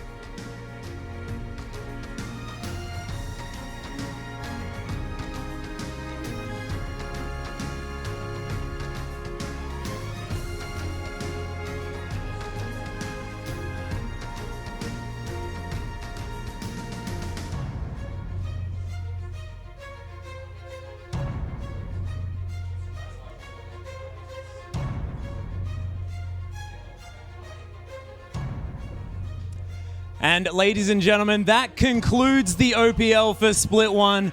On behalf of myself, Spawn, Pastry Time, Papa Smithy, and our massive production crew here today and throughout the split, thank you so much for watching, and we'll see you in 2 weeks for the International Wildcard Invitational.